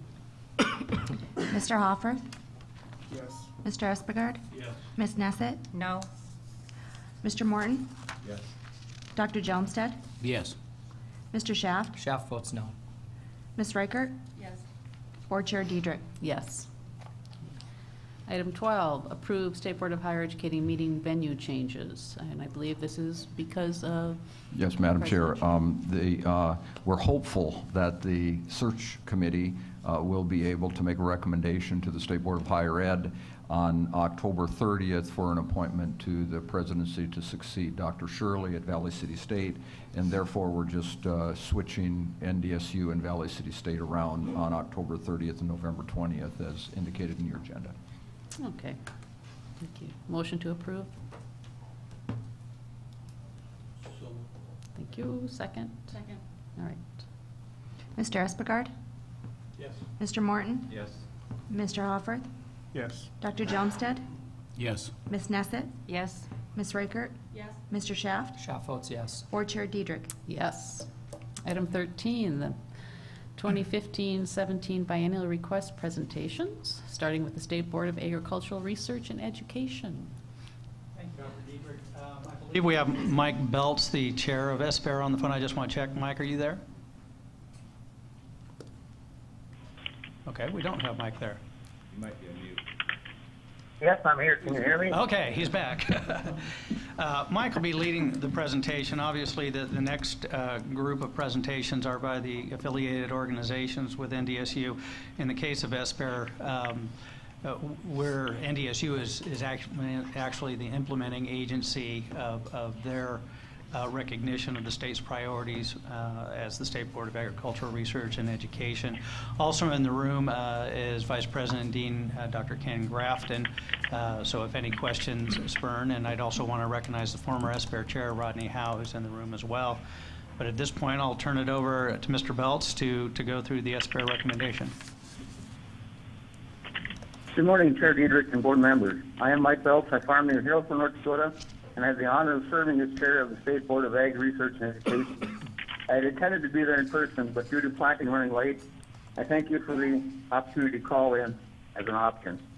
What you have before you is a prioritized needs-based biennial budget request for the Ag Experimentation and Extension Service, agencies that are critical to enhancing the ag industries in the state and improving the lives of all North Dakotans.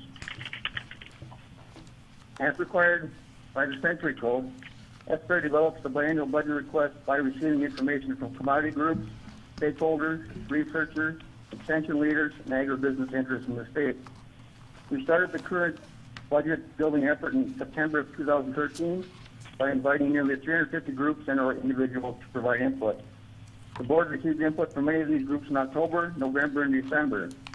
The information presented was summarized into specific bundle initiatives based on appropriate topics, such as precision agriculture, livestock management, genomics, community vitality, and enhancing research capacity. The board considered these bundled programmatic initiatives, capital improvement project requests, and one-time funding needs beginning in January, and finalized the priority ranking of these various initiatives in early March. It is important to note that the board consistently reduced the number of FTEs associated with various programmatic initiatives and ranked these requests based on need, not the cost of the program. This is a very deliberative, time-consuming process and represents a substantial commitment, both time and effort, by all members of the board.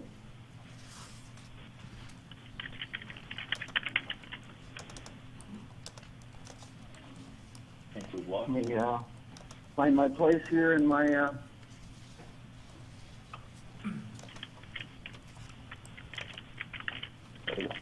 there are four main pieces to the budget.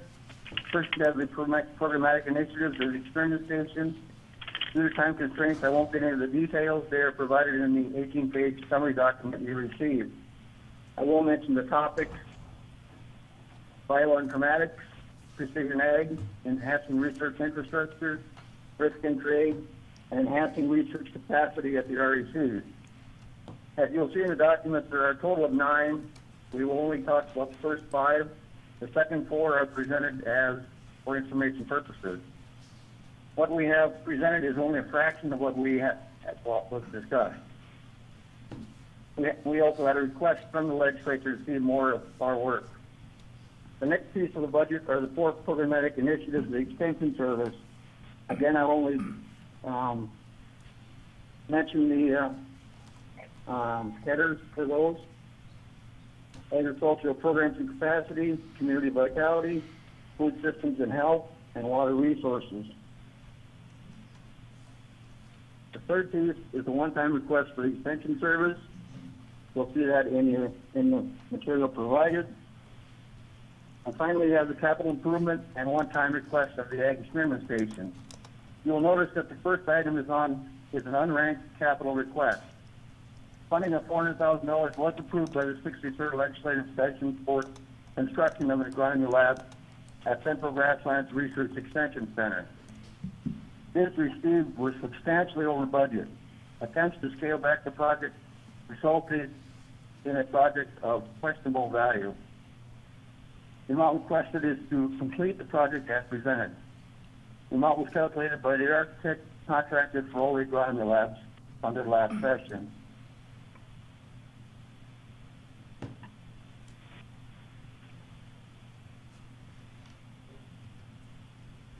The first ranked capital project is the vet diagnostic lab replacement. This is a critical need.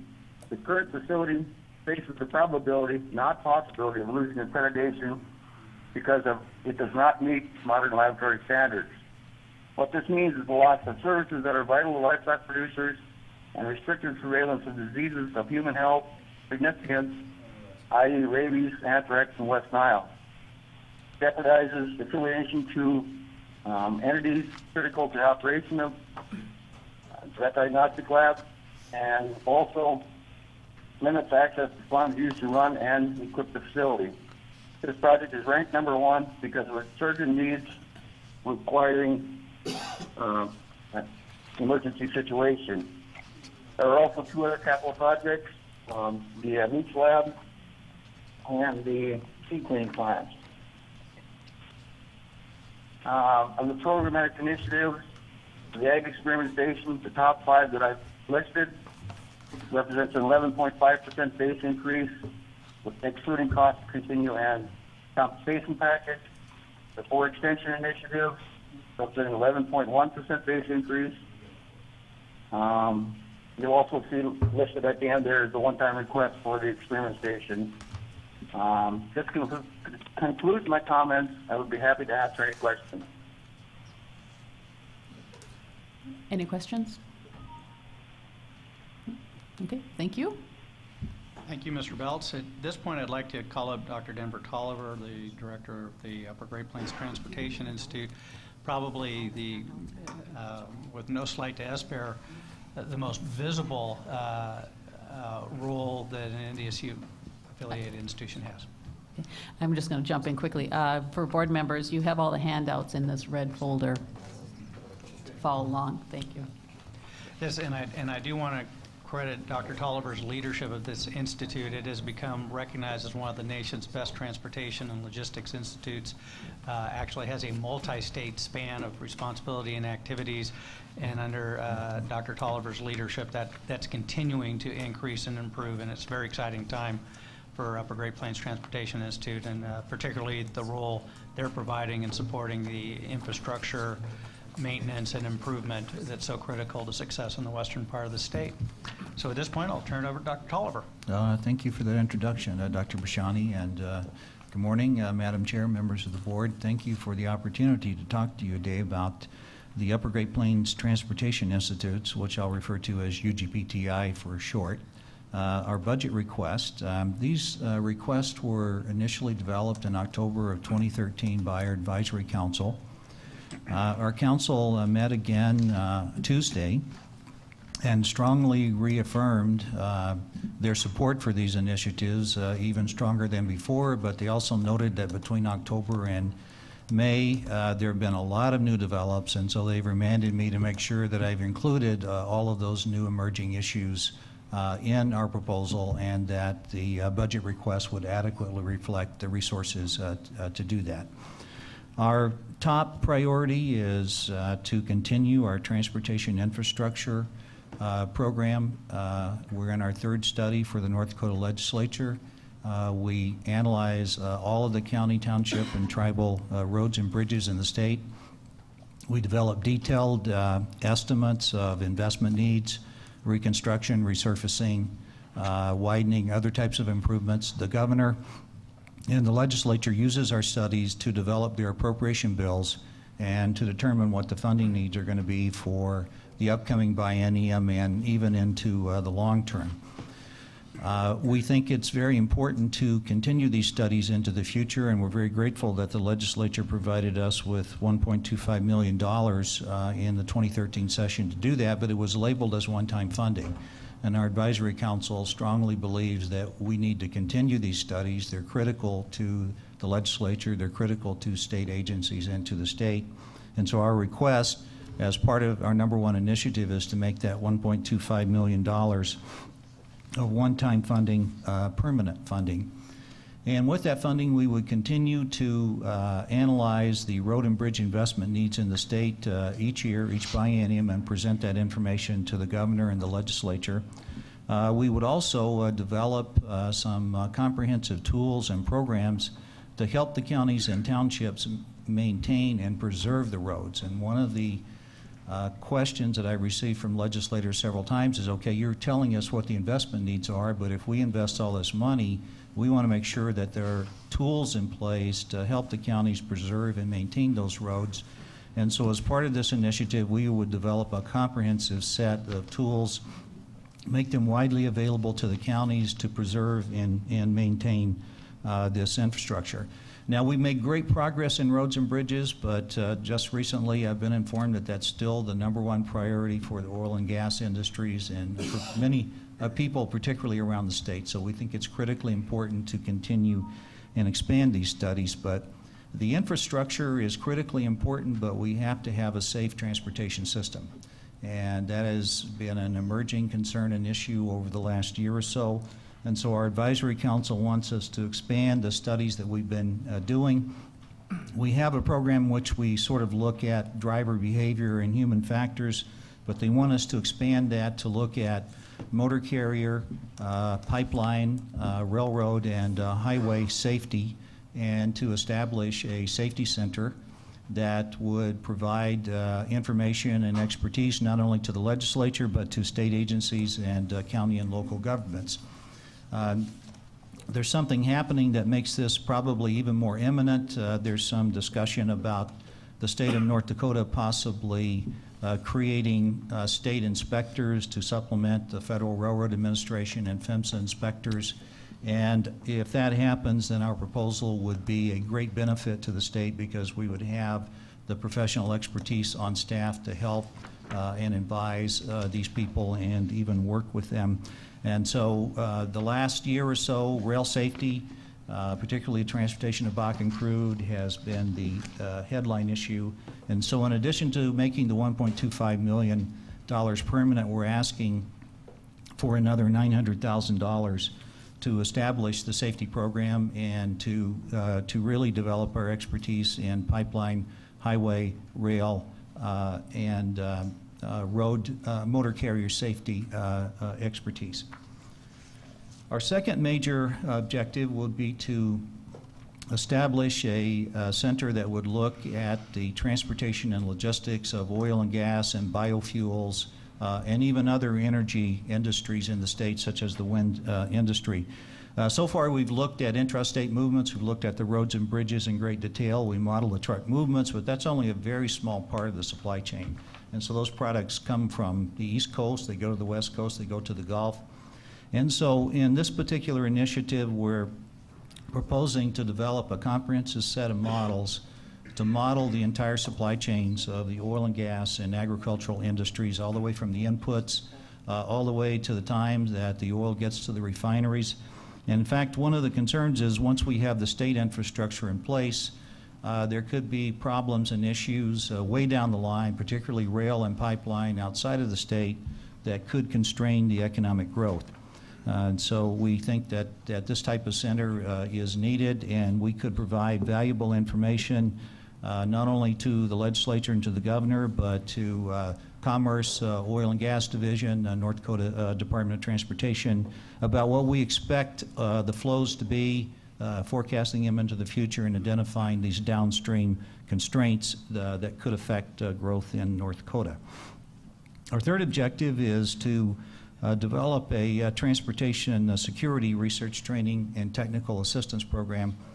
We have a lot more hazardous materials moving within the state than we once did, and that's great from an economical perspective, but it also raises the question, how secure are those facilities? And someone said to me, well, we haven't had an incident yet, and that's true, but that doesn't necessarily mean that we don't have threats out there, and the more crude that we have moving, the more flammables, the more natural gas liquid products, the greater the security risk.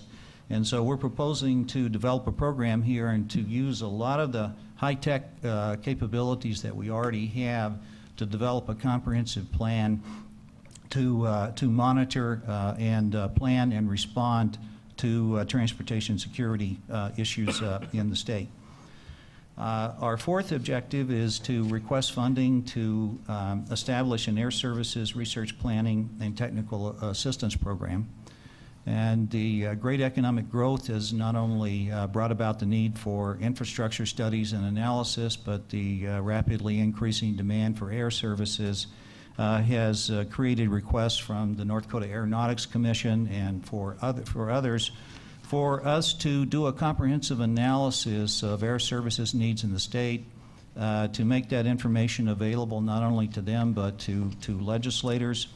And in this program, we would not only look at what the infrastructure investment needs are, but we would monitor airport pavements, deterioration using some of our new technologies.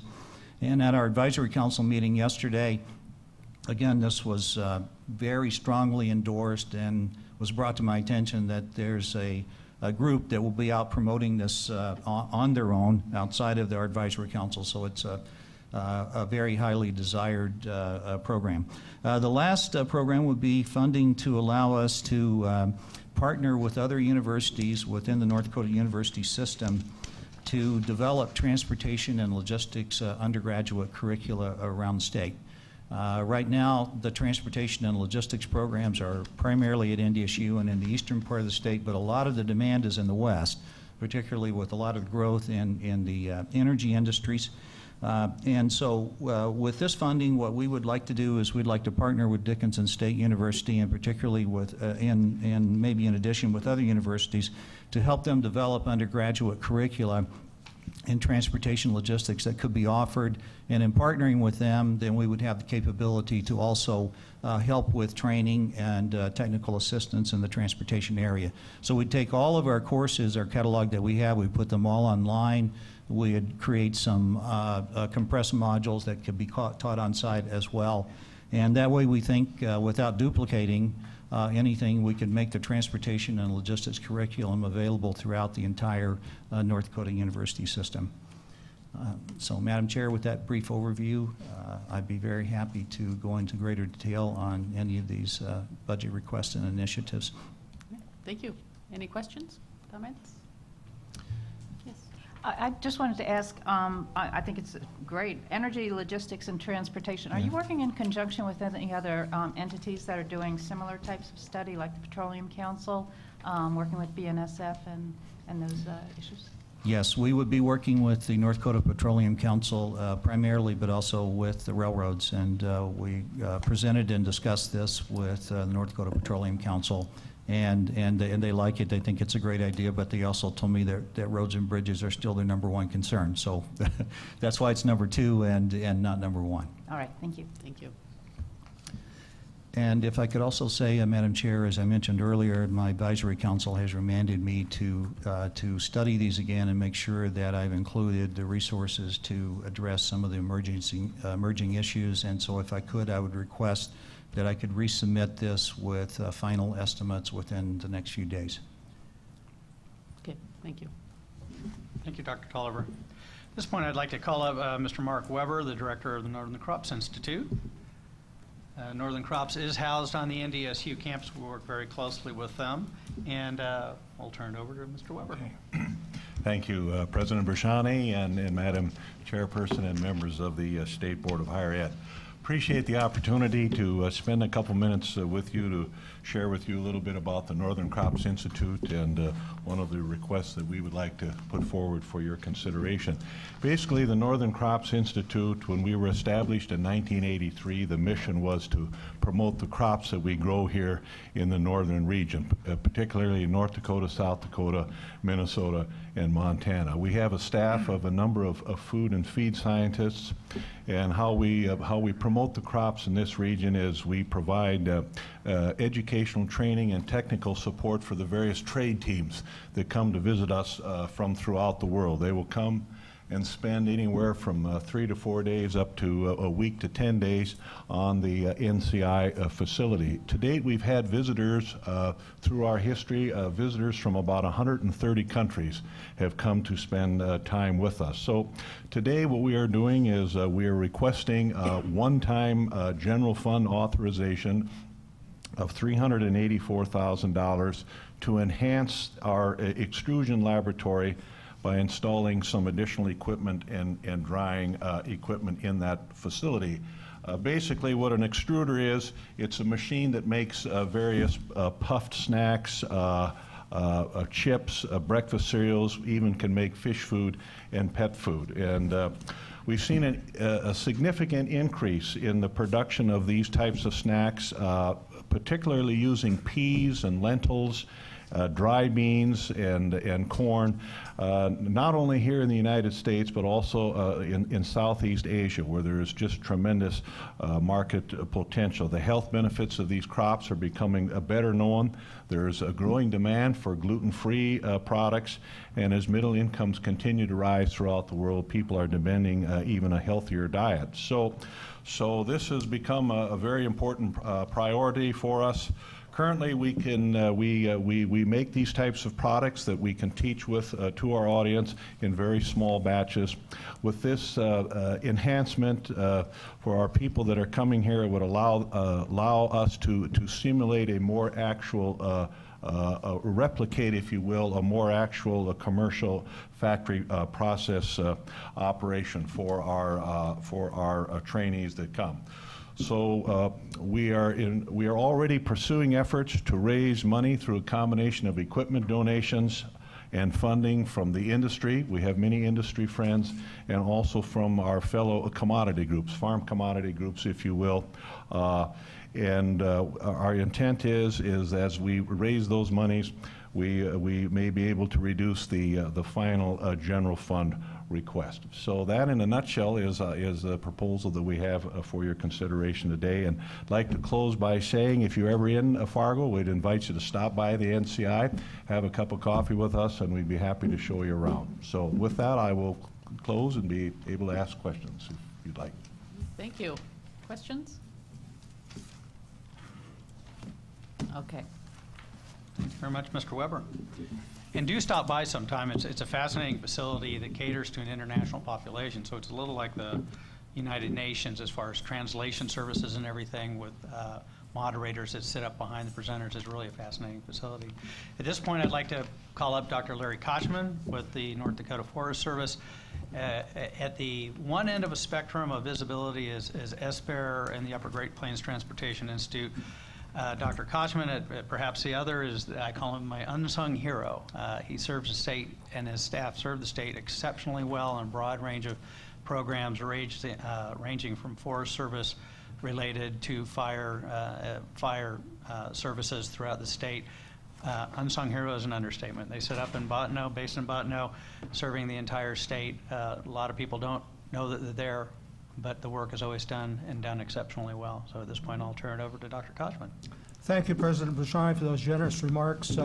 Board Chair Diedrich, Interim Chancellor Skogan, members of the board, we really appreciate the opportunity to come before you this morning and share some information about our agency, as well as to identify a request for an initiative that was brought forth by our advisory councils. We'd like to talk just briefly about the Cooperative Fire Protection Initiative. This particular initiative reaches out to provide financial, technical, and educational assistance to our rural fire departments for wildland fire prevention and suppression and mitigation across North Dakota. In addition, we're looking at opportunities to not only help North Dakota's first responders, but also to help other communities prepare for mitigation of wildland fire threats by putting in wildland fire prevention practices in community settings. On the average, North Dakota experiences about 440 human-caused fires each year, and I want to emphasize that they are human-caused, and they burn in excess of about 29,000 acres. This very much coincides with our weather patterns during drought years that can easily range up to over 1,000 fires burning upwards of 70,000 acres. What this particular initiative looks at is the rapid increasing things that are happening, especially in western North Dakota with our population and infrastructure and related industrial activities revolving around oil and gas. And the increase in fire occurrence across our state is putting an additional demand on our rural volunteer fire departments. And in these areas where human development intermingles with undeveloped wildlands and other industrial activities, we're seeing those departments being stretched with their capacity to be able to deal with wildland fire responses. In addition, we saw that coincidentally the number of fire departments that are registered with the State Fire Marshal has decreased from 397 in 2009 to 341 in 2013. So essentially we're seeing fewer departments handling larger areas with more incidences of wildland fire.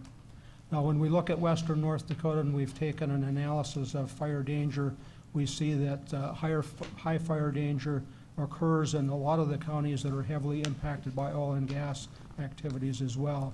And those include counties like Divide and McKenzie and Dunn and Stark, for example. So what we're looking to do is to help our rural volunteers. What would be done with this initiative, it would help strengthen the mutual aid support for those departments, providing additional resources to them for suppression and preparedness, as well as training and prevention. It would help them implement preparedness practices with local communities. It would help them develop local and regional fire department training programs. It would also provide educational outreach to have a consistent message with landowners and land managers out there about the safe use of fire practices. And then finally, it would provide a community forestry, or excuse me, a cooperative fire assistance program to communities as well as landowners. So this would be done in conjunction with the wide network of partners that we work with throughout North Dakota. It would be in conjunction with our state emergency operations plan that's overseen by the Adjutant General and the Department of Emergency Services. And it would add capacity for our agency to be able to help these organizations during times of emergency needs. So with that, Madam Chair, that is our presentation, and we thank you for your consideration. Okay, thank you. Any questions? I just have one question. I assume it's your group that passes out the trees at the football game? Yes, Mr. Morton, it is. That is a great program. Over the years, how many years have you been doing that? Mr. Morton, we've done that for 22 years, and it's been a tremendous success. Do we do that at other campuses around the state? We do that at the Land Grant Institution, of which North Dakota Forest Service is part of. Didn't mean to raise a very proud participant, I might say. So. Well, on behalf of the Morton family, we appreciate it. Well, and I think once up at Botno, we had a tree at our table for the board meeting too, a couple times. So that's, and I have one in my old backyard, but I moved. Yes, we do. We are very pleased to provide Dr. Gross with that trees as well. Yeah, so like that. Yes, Dr. Madam Chair, Scogan. if I could ask one question. After we had that marvelous tour yesterday and we saw how the infrastructure has changed around here and the oil wells and the pipelines and all of that and all the trains that have oil in them that are being transported and stuff like that, how has that changed the job of your job or the job of firefighting in the state of North Dakota? with all these changes that are going on, and are you all able to keep up with the new challenges that each one of these iterations has created? Madam Chair, Chancellor Scogan, what has added to the level of complexity that all of this development has brought, and this is something that, of course, is very welcome in North Dakota, but the complexity of wildland firefighting has increased in North Dakota, as well as structural firefighting as well. We're only involved with the wildland side, but it also coincides with what we see happening in complexity throughout the western United States as well. Fires are beginning earlier in the year, they're burning hotter, they're getting larger in size, and so it is stretching our capacity, and so we're dealing with that by not transferring that risk to other entities. We're meeting it head on by increasing our qualifications and training, and that's done primarily with our volunteer firefighters, but also with local, state, and federal and tribal entities that have firefighting capacity as well. Thank you. Thank you very much. At this point, we'll hand off from the agencies that make our economy work to the agency that makes our people work. Okay.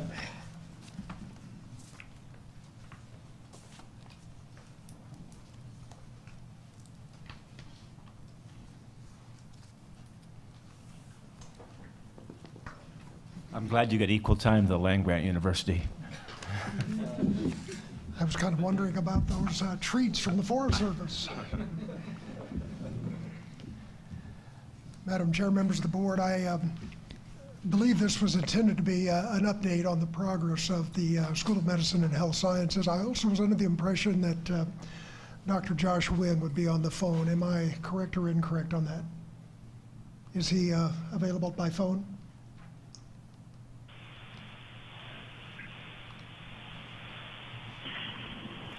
Dr. Wynn, are you on the line? Yes, this is Josh Wynn speaking. Okay, welcome. And do you have a report to share with the board? Yes, ma'am.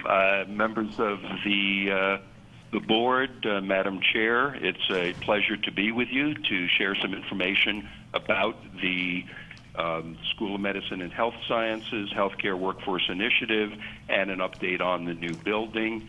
I believe that you've been provided with a handout, and I will just go through it referring to the page numbers in the lower right corner. On page number 2, you can see an overview of what I hope to cover with you over the next few minutes. The first item is to review the UND School of Medicine and Health Sciences budget request and to answer any questions. It's important to emphasize that we are not requesting any new funding, and the only request is to continue the funding for full implementation of the Healthcare Workforce Initiative as was discussed, reviewed, and approved 2 years ago.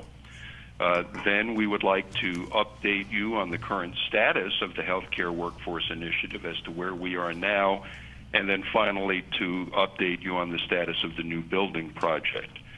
If you turn to page 3 of the handout, it shows you fact sheet number 1 that was provided to you some 2 years ago that outlined the expectations and the funding request for the Healthcare Workforce Initiative. This is a screenshot that is taken directly from that handout that you got 2 years ago. On page 4, you can see highlighted the funding requests that we outlined for the 4 biennia that funding would be required for full implementation of the Healthcare Workforce Initiative. On slide 5, you can see a blow-up of that request from 2 years ago. If you notice, for the upcoming biennium of 2015 to 2017, the funding increment that we requested 2 years ago is in fact the funding increment that we're requesting for this upcoming biennium. Thus, we're not requesting any new funding over and above what we outlined in the past biennium as to what the requirement would be. If you continue to slide number 6, you can see the students enrolled at the end of each biennium over the 4 biennia that it'll take for the full implementation of the Healthcare Workforce Initiative. As you recalled, we started with an initial effort in 2011 through 2013, and then had an increment of 95 students that will be through the current biennium. In the next biennium, the increment will be 70 additional students, and then it levels off, reaching the plateau of 205 total additional students in the 2017 to 2019 biennium. Now, I'd like to point out something about the funding. If you notice, the first increment was 95 students, and then the second increment at the end of the upcoming biennium is 70 students.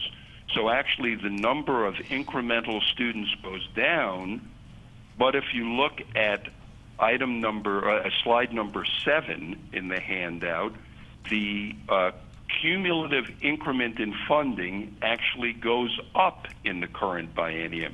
And again, this slide is just a recap of what we presented 2 years ago.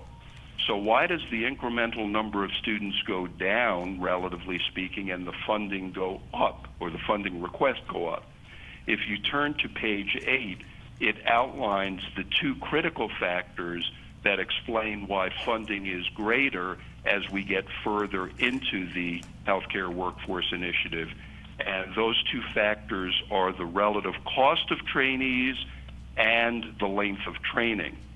If you recall, we have an increase when the plan is fully implemented, of 17 residents additional per year, 16 medical students, and 30 health sciences students. But notice the big difference in cost. The residents have the largest cost, and because of the approvals that we need to add additional residents and especially to start new programs, the residents come online later in the process than the medical students or the health sciences students.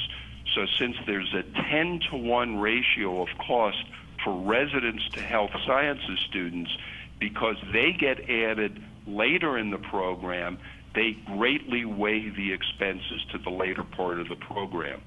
Similarly, the longest training can be for residents. It varies anywhere from 1 to 5 years. We used an average figure of 3 years in our planning documents and then in our costing. But since some of the programs, for instance, our rural surgery program is 5 years, that actually consumes the equivalent of 1.7 slots because it is back-weighted because of the additional time involved.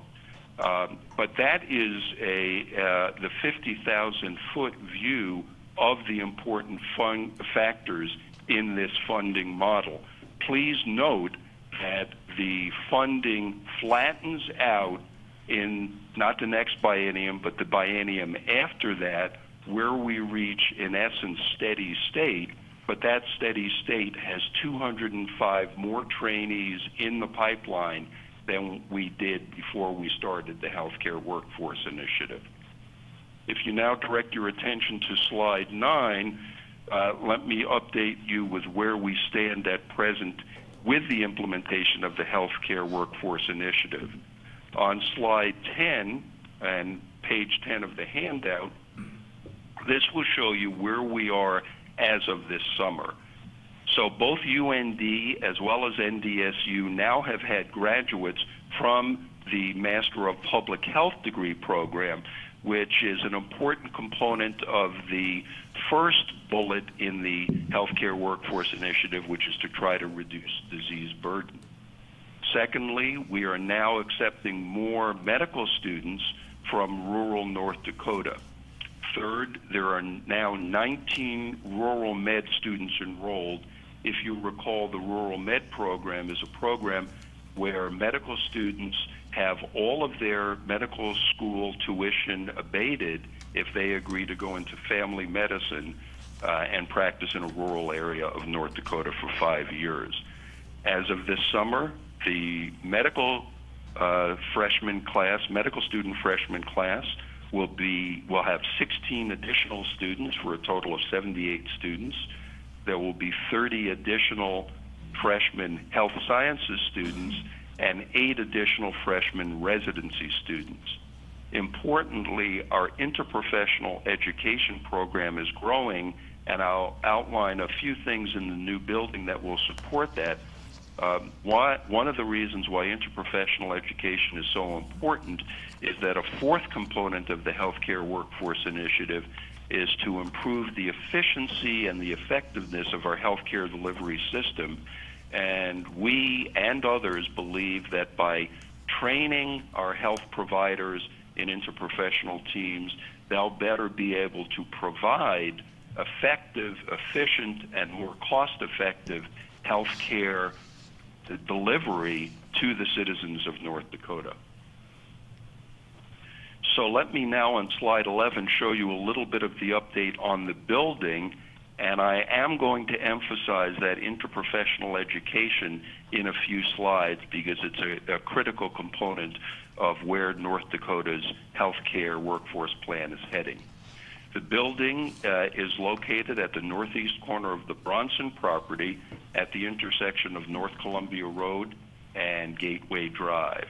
It will consist of 4 floors, no basement, and a 5th mechanical floor. It will consist of about 325,000 square feet, and the initial component of the building is completed with 350 pilings in place, and many of them are to a depth of 160 feet. The formal groundbreaking will be this summer, and the date has been set for June 12th here in Grand Forks. The facility is scheduled to open on July 1st, 2016, and I am pleased to report that we are on budget and on time. Slide 12 shows the campus location. You see the green arrow showing the existing location for the School of Medicine and Health Sciences facility, and the blue site for the new location. One of the important components of the building is to connect the community and the UND community with the activities in the building. So we've really worked hard to both position the building and make it accessible to both the local community as well as the UND community. In support of that, if you look on slide 13, it shows the entrance or first floor with 2 important constituencies represented right near the entrance to the building. You can see in the upper right the number 1 constituency that this building serves, which consists of students. So much as the Alumni Center at UND has a student office right near the front door, we're modeling that in the new building, where students will be welcomed into the building right there by the entrance. On the lower left is the other important constituency, which is the community, which will we will have our alumni and community relations office there by the front office by the front door as well. Slide 14 shows the Learning Center, which is a large auditorium that will be quite amenable to changing the configuration for different types of groups. So the primary focus will be for educating students of various sorts, but it will also be available to the community for community educational activities. Slide 15 shows the overall layout of the building. The main orientation of the building is north-south, and you can see what we are calling our Main Street highlighted in the red circle. This is where most of the educational function of the building is located, and you can see those educational facilities color-coded in the pink and yellow color palette. The educational facilities will be centered there. To the east, in the yellow circle, will be administrative and faculty offices, and to the west, in the blue arrow, will be the research facilities. So the research is in the blue palette, and the faculty offices and administrative offices are in green. And then notice the box in the upper left corner, which is titled Learning Community.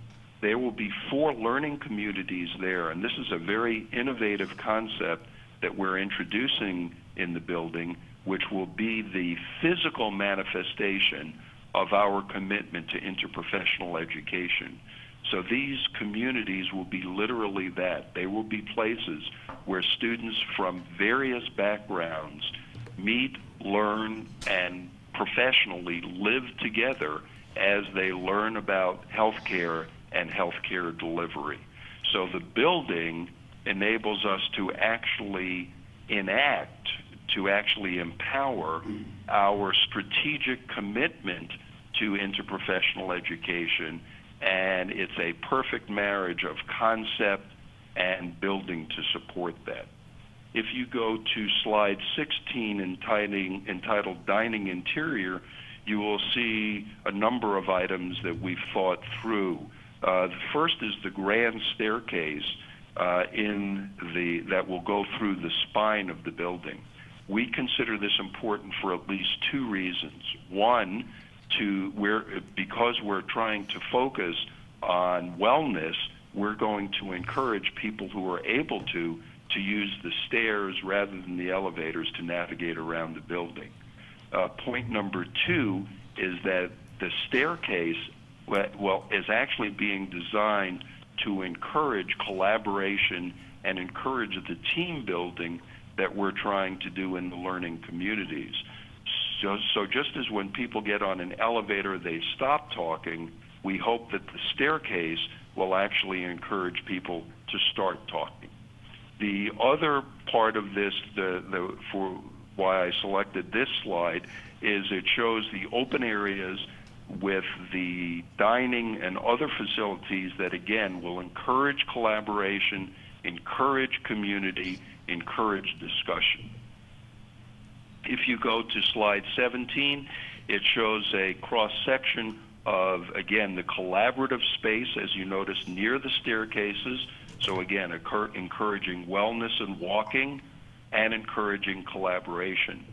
On the upper left part of this diagram, it shows the learning communities where we will encourage the students, actually require the students to learn and work together in this educational milieu. Up at the top is the way that we're going to get a lot of light into the building. Since the students are going to be spending a lot of time there, we want to make this as positive an experience as we can. So the building has been designed to make maximum use of natural light and to flood the interior building with it. If we then turn to slide 18 entitled View from the Southeast Corner, it again emphasizes how we're trying to encourage connectivity of the building with the rest of the community, both the Grand Forks / North Dakota community as well as the UND community. There will be walks and approaches to the building that will encourage people to come into the building, so that it's going to be the opposite of a fortress. Rather, it's intended as a welcoming home and a connection of health activities with the other activities of those communities. And then finally, on the last slide on page 19, I invite you to look at the 2 additional handouts that accompany this presentation. The first one being a more detailed status report on the Healthcare Workforce Initiative, and a handout that provides some further detail about the building for those members who would like to delve into a little more detail about the building. So that's a brief overview of where we stand on the Healthcare Workforce Initiative, where we stand on the building, and an overview of our budget request for this coming biennium. I thank you for your attention, and I'd be happy to address any questions. Thank you, Dr. Nguyen. Your description is perfect because we were having a little trouble with the PowerPoint, but we knew what you were talking about, so thank you. Yeah, I'm following you on the video stream, and I noticed that they weren't always aligned, so I just tried to keep going and not focus on that. I hope it wasn't distracting. No, you did a good job. Dr. Nguyen, this is Larry Scogan. I apologize. I was driving. Not doing a very good job of it. No problem, Mr. Chancellor. Okay, thank you. Yeah, so I have a question here. This is just a request on a presentation request. Do we have to do anything with this? Do we need to approve any? Okay, for information only then, sounds like. Madam Chair, yeah. This probably is for information, but we could move them, some of it forward, not necessarily the last one, but some of it forward now, particularly if everyone is comfortable in bringing them forward. I specifically talk about the SBHE and some of the ones that were first presented. Thanks, Bob. Were first presented. Would it be your intention that we could move those forward, or? Yeah, I think it was just the UGPTI that needed to do some adjustments, I think. So would,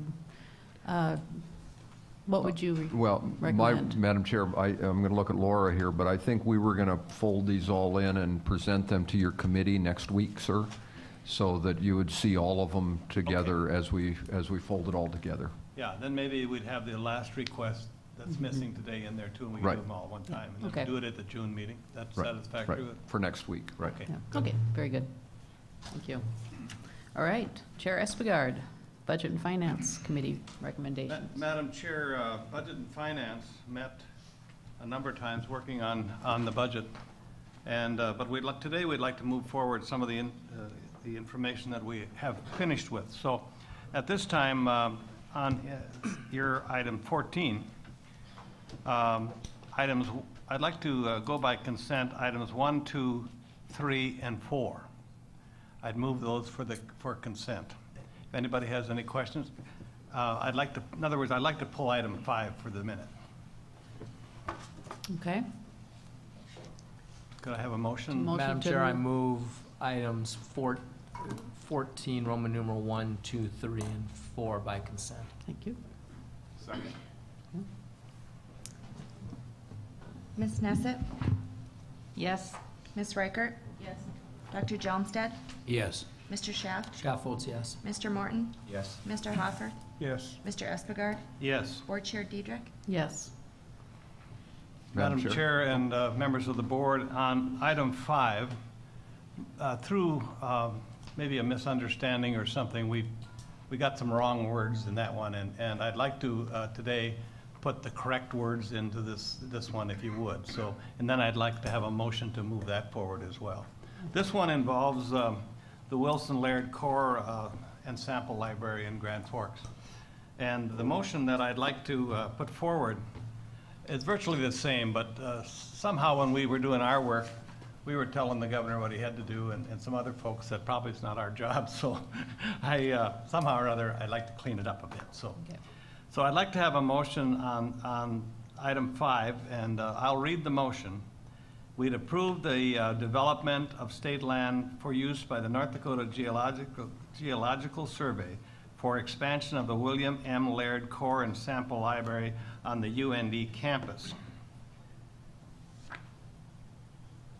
The approval is contingent upon development of a memorandum between the University of North Dakota and the North Dakota Industrial Commission, Department of Mineral Resources and Geological Survey, to be separately approved by the State Board of Higher Education and the North Dakota Industrial Commission, which in addition to the other terms and conditions required for use of this land specifies that replacement of UND parking surfaces used for construction of the facility be included within the budget request of the North Dakota Geological Society for this project, and that the NDGS will support the request for replacement parking at this time as the funding requests are made.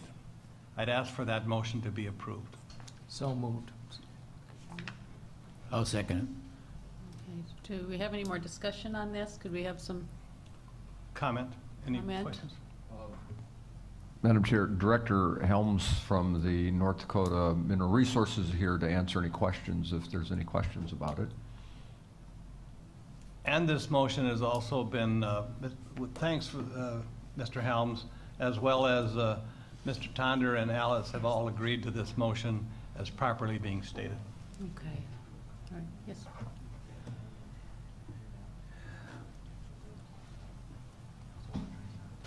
Morning, Madam Chair and members of the Board of Higher Ed, and beautiful morning in Tioga. Mr. Espegard has expressed the Industrial Commission's wishes with regards to modifying the motion exactly as we wrote them, and that has been reviewed with Vice President Brecky and the folks from University of North Dakota. So we're completely satisfied with the language as he read it into the record, and I think it was distributed to the board. Yeah. Be happy to answer any questions about the library or what our plans are moving forward, but we're happy with the motion as Mr. Espegard read it. Any questions? Okay, all right. All right, after, I'm just learning about this library for the first time, actually, which is probably a bad thing. I'd like to get a tour of it sometime. It sounds like it's You are more than wonderful. welcome, Yeah. and please just advise us when you'd like to do that.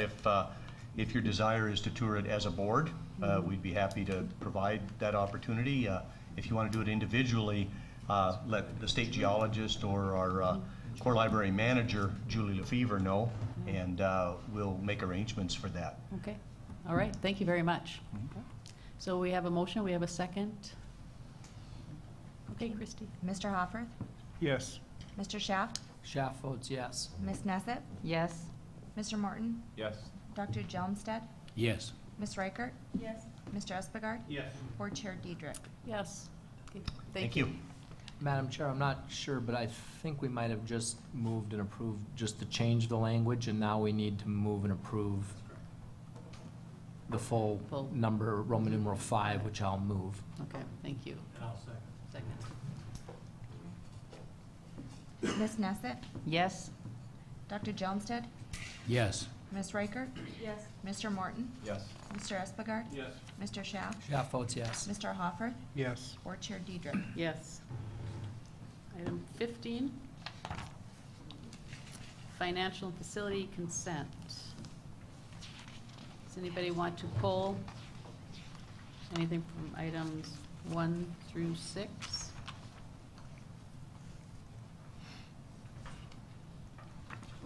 No? Okay, so move to approve items 1 through 6. Second? Mr. Morton? Yes. Ms. Neset? Yes. Mr. Hofferth? Yes. Mr. Schaft? Schaff votes yes. Dr. Jelmstead? Yes. Ms. Reichert? Yes. Mr. Espegard? Yes. Board Chair Diedrich? Yes. Okay, moving on, item 16. This is consent agenda from the Academic and Student Affairs Committee recommendations. I believe in my agenda, we have item 1 through 6, and I believe that the committee did not actually take any action on item number 6. So we would like to pull that. We have some information that came in. There was some question on duplicity with this one, and so I would like to have a motion to approve items 1 through 5. So moved. Thank you. Second? Mr. Schaft? Schaff votes yes. Ms. Neset? Yes. Mr. Hofferth? Yes. Mr. Morton? Yes. Dr. Jelmstead? Yes. Ms. Reichert? Yes. Mr. Espegard? Yes. Board Chair Diedrich? Yes. Okay. And the audit committee. Ms. Neset. All righty, thank you. Our audit committee did meet on May 23rd, last Friday. Our full committee met, Dr. Diedrich and Mr. Morton and I in Bismarck. Very briefly, we had a presentation by Mr. John Gretham, Higher Education Audit Manager from the State Auditor's Office, and I think he really went through roles and responsibilities of the audit committee and our responsibilities as a board. That was very, very helpful. We still are working ahead on our, working out some details. We had a presentation by Lisa Feldner with our IT overview. We're still working on our budget coming up. And at this point, if I could just call on Kirsten Franson, our compliance officer, to review the compliance issues that were discussed at that meeting.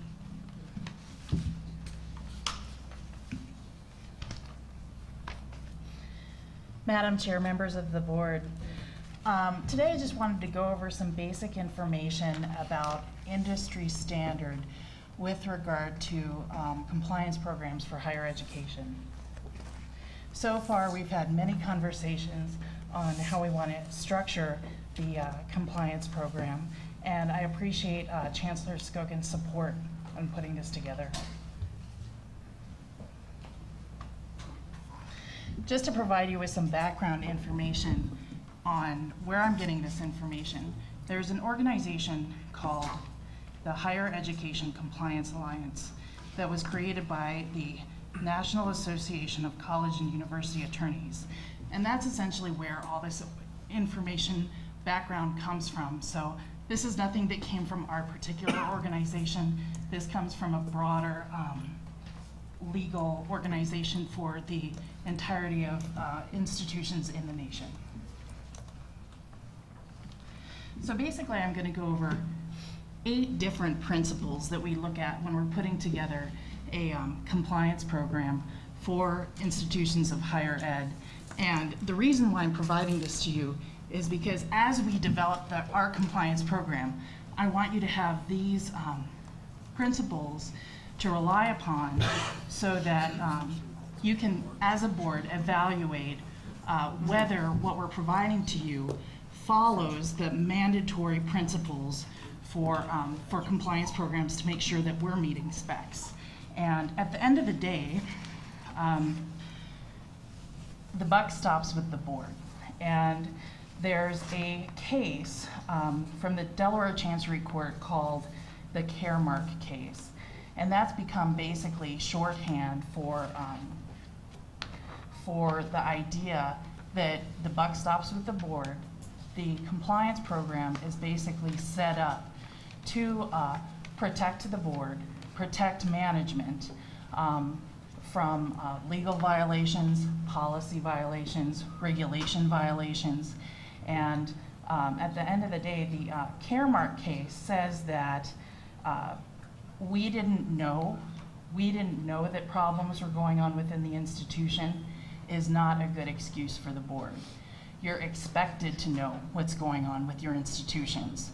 So one of the ways that you can know what's going on within the institutions is having a rigorous compliance program. And that's what we're trying to put together. Now, this is the first comprehensive compliance program that the university system has ever had. So it's a relatively slow process, and it's something that we've been working really hard on, but we need to make sure that we have the appropriate buy-in. We need to make sure that everyone's on the same page, and we need to make sure that everyone understands what the expectations are. And so this is kind of the first step in setting what those expectations are for the board and the institutions that will be expected to abide by these compliance principles. So to go to the eight principles in general, one of the things I'd like to say is that actual programs vary in scope. They vary depending on the structure of the organization, how many resources that you have, the size of the organization. So a lot of these, the compliance programs will look a little bit different. But these principles are requirements. Where they come from, a lot of the language, just to kind of let you know, legally the language sounds a little corporate in nature. A lot of these laws came originally from corporate boards, corporate processes, corporate law. However, because you are also a board, similar to a corporate board, they've taken these principles and said, hey, it also applies to institutions, particularly public institutions and institutions of higher ed that are directed by a board. So the first principle that they have here is the person or people running the compliance program have to be high-level company personnel. They have to be independent. They have to have the authority to look into issues as they arise. This is a particularly important idea for this board because you don't meet all that often. You're not at the institutions all the time. So you're reliant on the compliance program and audit and management to get the information that you need to do your job. And so the independence, high-level authority of the compliance program is very important. And primarily the way I see this working relationship work out for this particular situation is compliance would report or work very closely with both audit and the audit committee to put a lot of things in motion. That said, just because a lot of those conversations are taking place between the audit committee, compliance, and audit itself, I don't want the board to think that they're not an active participant and in fact dictate what happens with compliance and are at the end of the day responsible for what happens with compliance. Again, along with that high-level authority for the compliance program, what goes into that also is having a seat at the table, independence of judgment, and discretion to do investigations as necessary.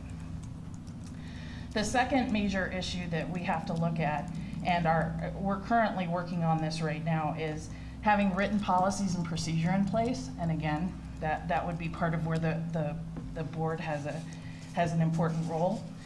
Primarily, the Code of Ethical Conduct is very important. And I've had an opportunity to work through several drafts of a revision to the Code of Ethical Conduct. And Murray Sogsveen and I have had many great conversations about that. And we hope to have a good draft to come before the board at a meeting in the future. But the Code of Ethical Conduct basically becomes a basis for the entire program. So it's very important.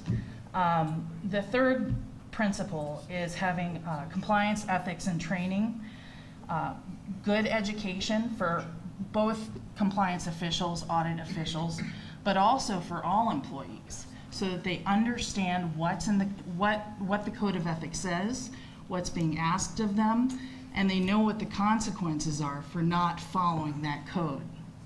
And we start to talk about, at this point, corrective measures, possibly discipline. And so this is where the training comes in, because we owe it to our employees, we owe it to our institutions, so they know exactly what the expectations are. So when we do have to implement those corrective actions, everybody's on the same page. Everybody has been warned. The fourth principle is really having clear lines of communication, and primarily a policy of non-retaliation is very important. We want to have employees come to us if they think there's a problem. If there is a culture that the employee will be retaliated against, or that they won't have the same opportunities if they bring things to the table, you're not going to get that kind of feedback from folks. And so it's absolutely vital. Over and over, people say that retaliation is really a killer. We want everybody to feel very comfortable coming forward.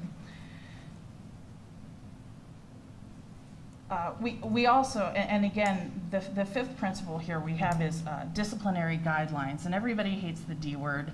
Nobody likes to talk about discipline. But it's very important to look at, and when compliance programs are evaluated, people want to make sure that discipline is consistent across the organization. Also, that the punishment fits the crime.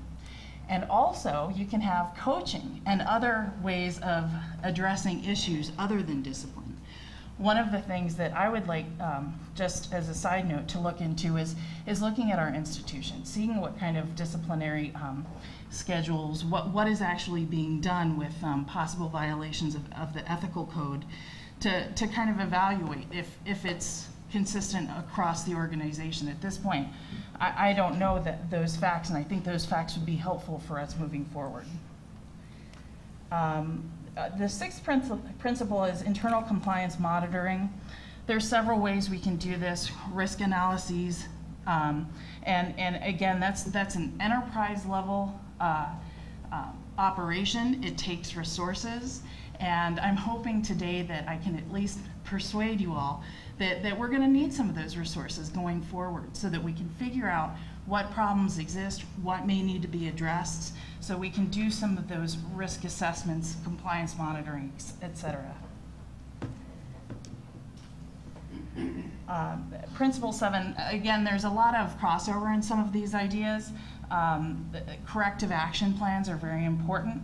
Some of the corrective action plans can be policy only, procedural only. There doesn't necessarily have to be a individualized corrective action plan in place. Helping people do their jobs better may be the solution that we need to get some of these things done. The other thing with regard to the corrective action plans it's important to point out is management really needs to be the driver with the corrective action plans. Compliance can make recommendations all day long, but at the end of the day, management, either NDUS management, institutional management, board management, has to be the one making the decisions, because the role of compliance is advisory only. Everyone says once you start making decisions, you lose your independence, and the compliance program loses its merit. So the way this should work structurally is compliance finds a problem, makes a recommendation, and then management has the opportunity to either implement those recommendations or not implement the recommendations. And that becomes very important because it gives management the opportunity to assess whether those recommendations are workable within the organization. Again, number 8, we come back to periodic risk assessments. And again, these 8 ideas all kind of overlap on each other, and they have the same basic principles, even though there's 8 particular steps that you're supposed to go through in order to have a good compliance program. So going forward, what I would like to see from the board, first of all, is an idea of what you guys should, some acknowledgement that you do expect what is expected of a good compliance program, and then when we come back with recommendations for a enterprise compliance program for the entire NDUS system, that you all will know what the underlying principles are and can use these principles in evaluating what we bring to you before we implement some of these things. Now, just to let you know, we have parts of this compliance program already in place. We have a really good fraud hotline. We're reassessing some of the portions of that, but there have been people within each individual institution doing a lot of compliance work for some time. That said, kind of what we're doing is putting all those pieces together so that there's a comprehensive compliance perspective, so that you all may be able to see where the holes are, what we need to do to have a more robust program. Does anybody have any questions about those 8 principles or what the role of the board is in this issue? Chair, thank you, Kirsten. Very good. I'm thinking about the ethics policy, and I'm thinking about the ones that I sign for the various corporate boards that I sit on. Most of them have disclosure of any other business that you may be doing similarly. Are you considering that in your ethics policy? And I normally we sign every year. Right. I can tell you this. That is part of what is industry standard. Again, a lot of these principles come from corporate America. Now, NACUA, the higher education legal organization, has said, you know, this stuff applies to higher ed just as much as it applies to corporate Sure. America. So in the model codes of ethics that I've seen, they do incorporate those principles. It's done differently at every institution. You say a year, maybe it wouldn't be exactly a year. I think it's an important part of the program to make sure that there's no conflicts of interest. That said, I can make recommendations all day long, but it's really the board's decision to see if you guys think that's really important. Just because something is, just because you have to acknowledge a potential conflict of interest doesn't mean that it has to necessarily be acted upon, or that there's going to be corrective action that takes place because of that. But knowledge is power in these issues. If I were sitting in your shoes, I would want to know if there was a potential conflict of interest. The other question that I have, and maybe this is a board chairman or the audit committee chairman, compliance being a real important topic and a subject and responsibility. Does your position answer to the board? Certainly on days like today where I have an opportunity to talk to you, that's yes. I mean, ultimately we all answer to the board. Structures vary depending on the organization. One of the primary fundamental concepts that they stress is that the higher the compliance function is in the organization, the more independent the compliance function is within the organization. So, you know, there's many ways to structure that. I can provide some additional information about the pros and cons of reporting to particular positions. It's a subject of some debate, frankly, but the fundamental principle is if you have a compliance program that's buried within an organization, it's probably not going to be a real robust one. Madam Chair, I agree with what you're saying 100%, and I think that, like audit, which are important, needs to have a direct line to the board. Madam Chair, if I could, currently, Shearston reports to General Sogsveen, who is the general counsel to the board, so there is a direct line to the board currently through the general counsel. But as the package gets put together, obviously we've got to come up with all the rest of the details. As Shearston said, some of them are already in place. We've got to get the whole package put together, and we can come back to the board with our recommendation on the structure for it. I believe you're on the right paths. Right. I just want to peel that back just a little further, because I think one thing that we need to clarify in this chain of command is identifying certain positions. One would be counsel, one would be audit, one would be compliance, that given what Shearston said about the buck stops with the board,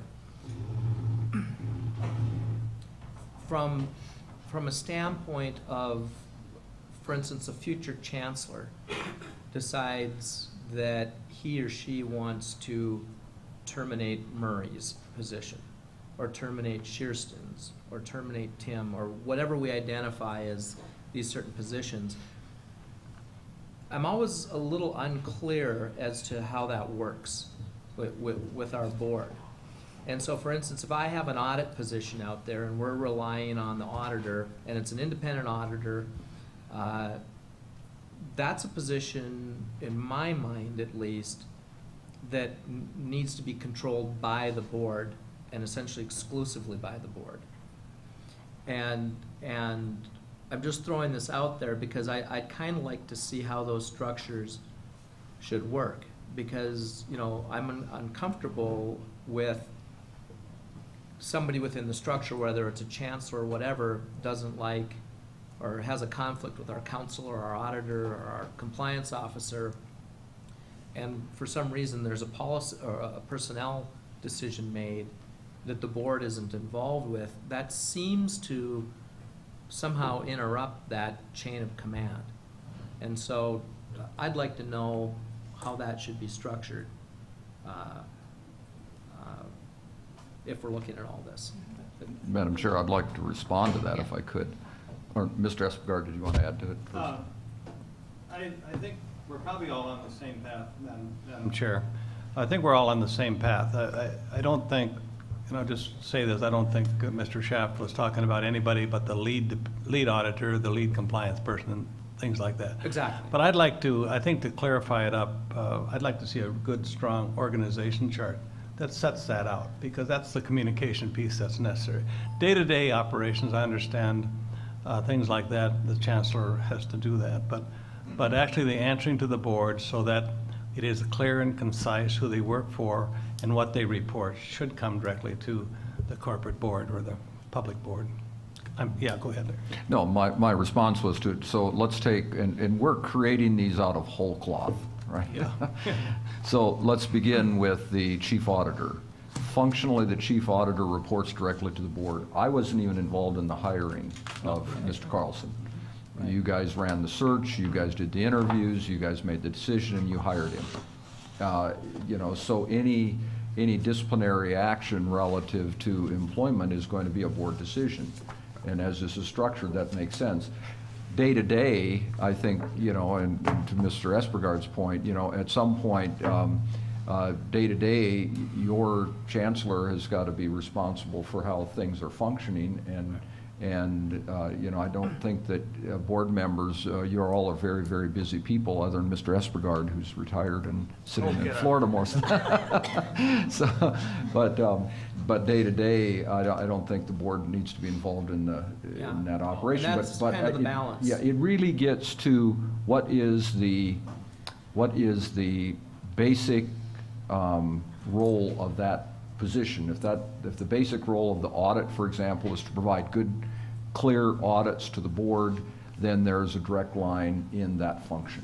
Right, and I totally agree with what you're saying. Obviously, you know, we're not necessarily interested if Tim is showing up 15 minutes late for work every day or whatever that might be, but you know, I think of just a hypothetical situation moving forward with audit. There's an issue on a campus. The chancellor and a campus president say, you know, let's kind of try to get after this and keep the board, you know, and there's these types of issues.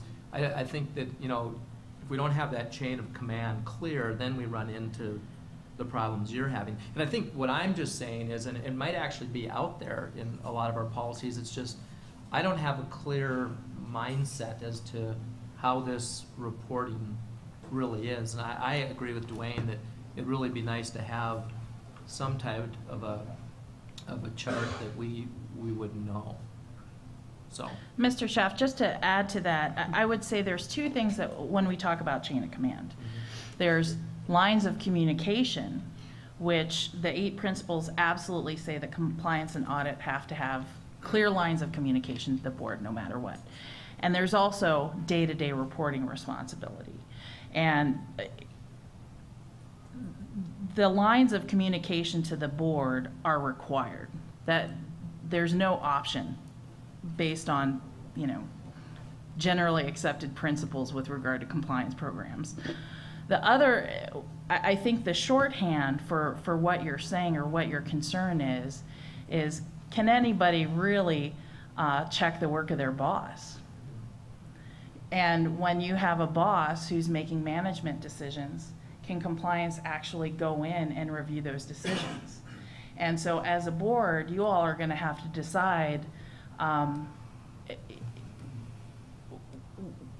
what you want included in the compliance program.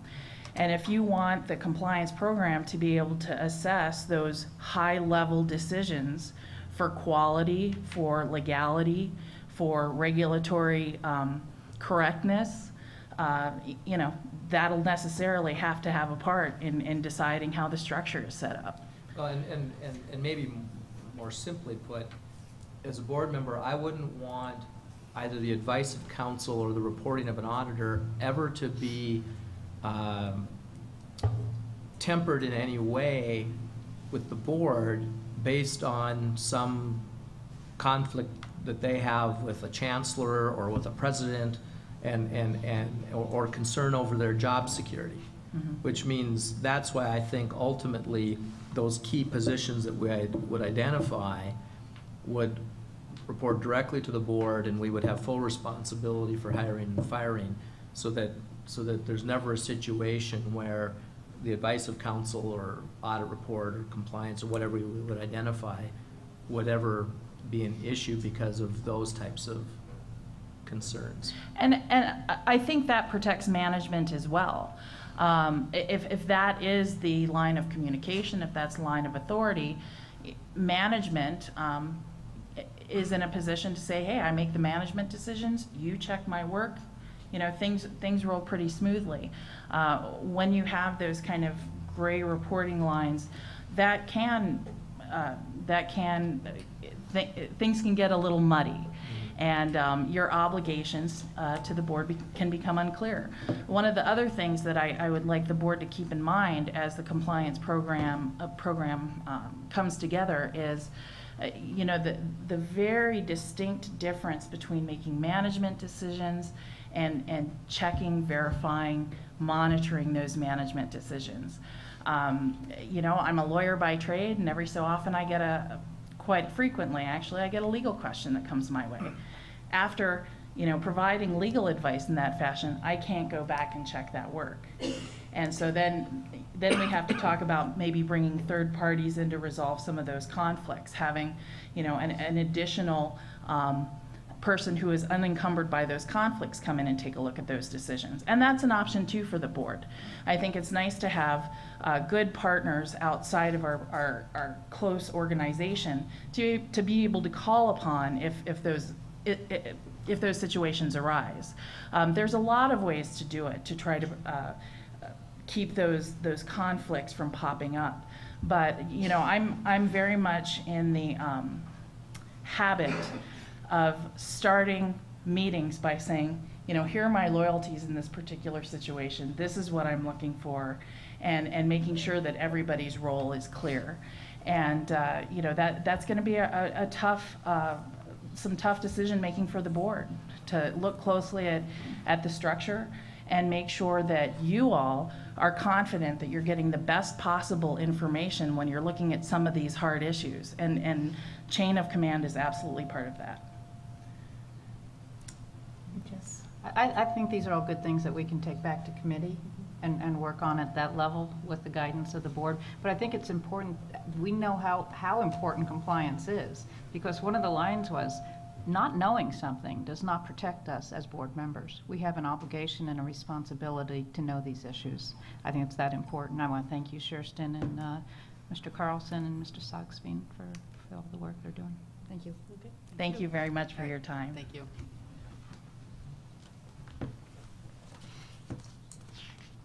Okay, board policy. Madam Chair, before we move on, if we could circle back for the election of the officers. Yeah, I kind of put that, I moved that ahead a little bit, but we could do that now. Okay, so we need, you guys need to pick by policy, a president and vice president, although we say Madam Chair, president and vice president at this time. Okay.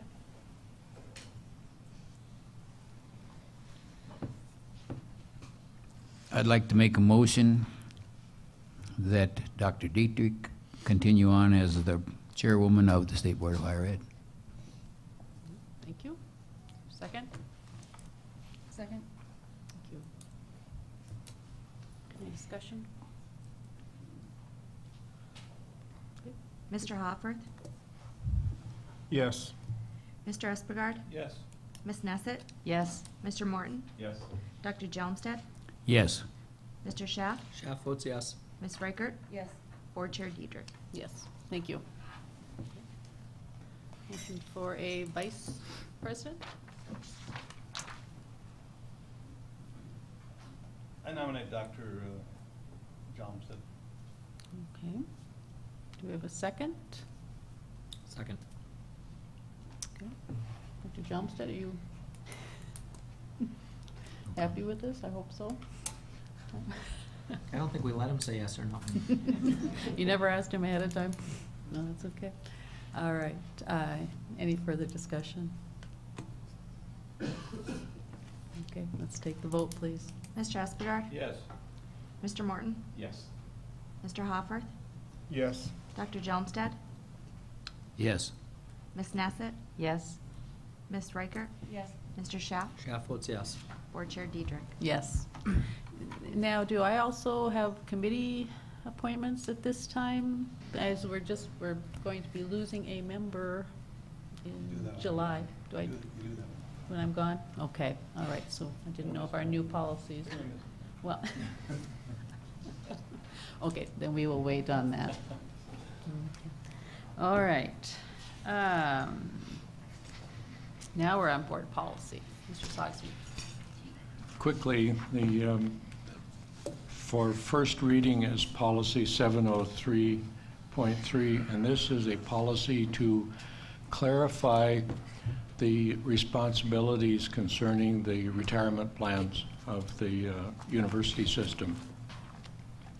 Currently, you may be surprised that the assets of the retirement plans total $1.3 billion.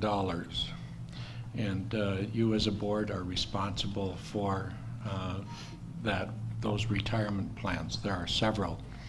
And what this proposed policy would do would be to clarify the responsibilities of the board and the chancellor and the committee that would be advising the board and the chancellor concerning the operations of the retirement plans.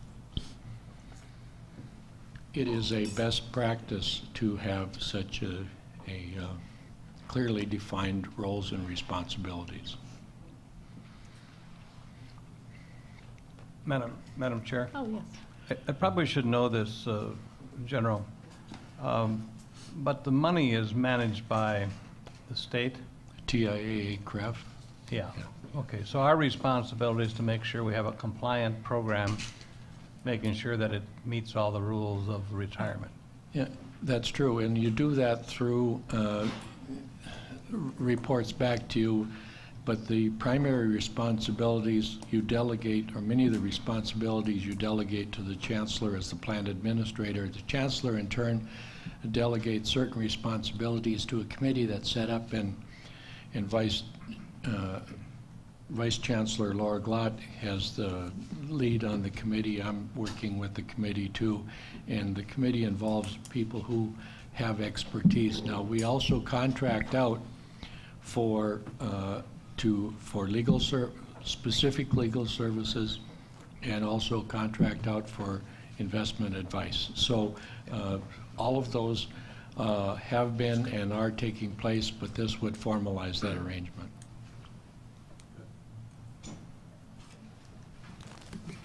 So I would recommend that this be placed for first reading. First reading. Okay, do I have a motion? I'll make that motion. Thank you. Second? Second. Thank you. Dr. Gelmstead? Yes. Mr. Hoffert? Yes. Ms. Reichert? Yes. Ms. Neset? Yes. Mr. Espegard? Yes. Mr. Morton? Yes. Mr. Schaaf? Schaaf votes yes. Board Chair Diedrich? Yes. And we have a second reading. The second reading is HR Policy 4, and again, this would clarify that the probation period of 6 months may be extended, but may not be shortened. And so this would simply clarify that policy, and so I would recommend. Okay, we have a motion. Second. Thank you. Mr. Espegard? Yes. Mr. Morton? Yes. Mr. Schaaf? Schaaf votes yes. Dr. Gelmstead?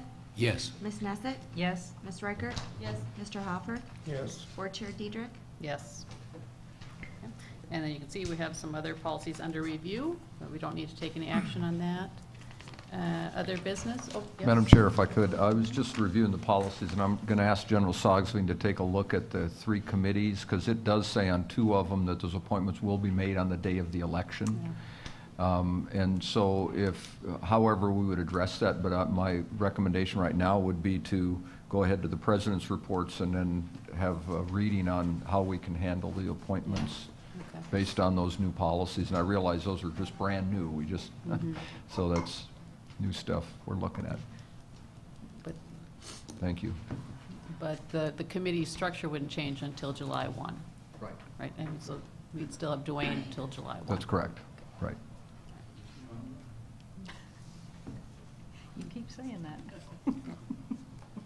All right, okay, forgot where we were. All right, the president's reports. Dr. Hagan, you want to start? Thank you, Madam Chair. Okay. Oh, there we go. Thank you.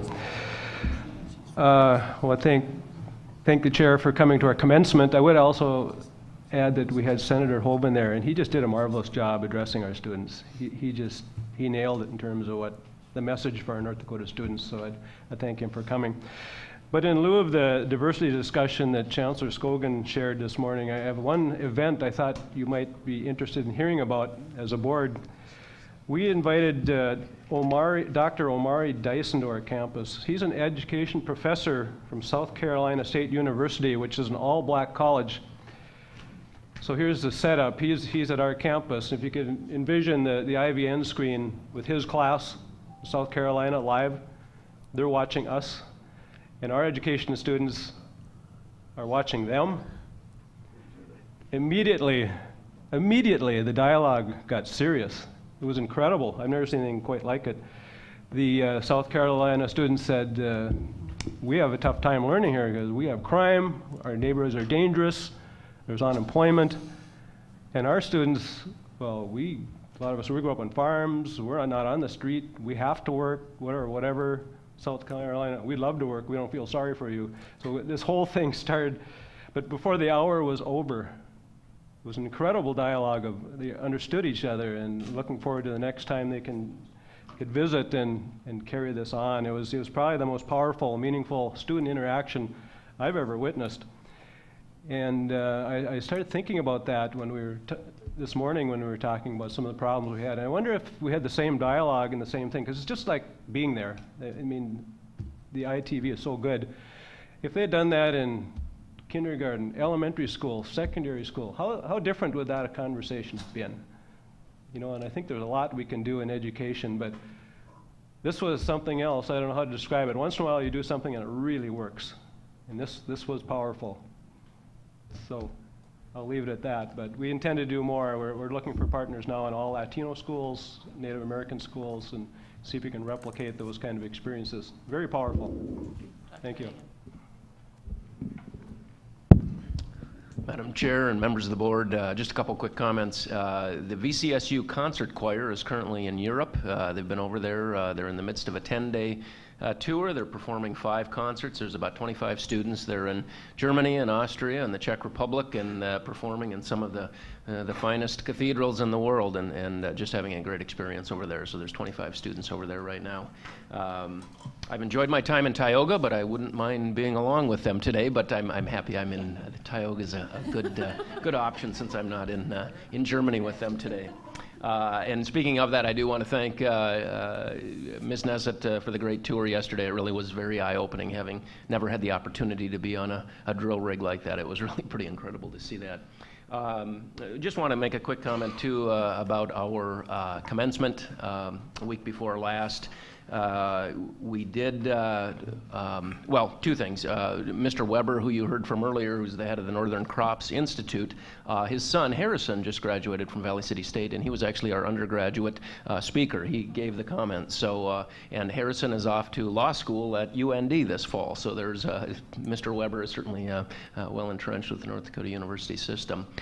We also, during the ceremony, granted a posthumous degree to Daniel Buhner's family, the young man who died in the river last month, and his family traveled up from Minneapolis, and his sister accepted the diploma on behalf of the family, and that was certainly one of the most moving things I've ever done in my career, and it was a very powerful part of the ceremony. But we were certainly happy and pleased to have his family there, and they were very appreciative of that effort. So, with that, thank you.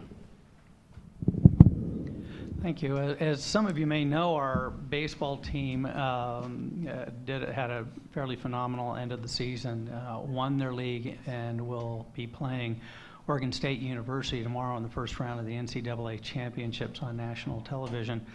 That represents something that I don't believe there's any precedence for. We're checking with the NCAA on it, but NDSU has had 9 teams win their league, and many of which, when possible, going on to NCAA play. I don't know if that's ever been done before in Division I history. fairly phenomenal accomplishment. We also joined 10 teams nationally that won their league in Division I at football, basketball, and baseball. I mention this because of the national attention it brings, not simply NDSU, but our state. You know, frankly, outside North Dakota, I'm not sure people know we have 11 institutions of higher education. So it's a North Dakota university that is getting on national television multiple times throughout the year, potentially making NCAA history, certainly being grouped with some of the biggest and best universities in the nation when you look at the schools that have won football, basketball, and baseball. And that's good for North Dakota, and it's very exciting to be able to be a part of that. Thank you. Madam Chair, members of the board, it's a pleasure to be with you today. My name is Kaylin Bondi. I'm the Registrar and Director of Effectiveness at Williston State College, sitting in for our President, Dr. Nadolny. He is not able to be with us today as he is in Tokyo, accompanying a group of students on a abroad excursion. I'll keep my update short and sweet. We had a wonderful graduation ceremony. Ms. Reichert, excuse me, was able to join us, and it was a wonderful, wonderful day. And thank you again for the tour yesterday. It was wonderful. So thank you all.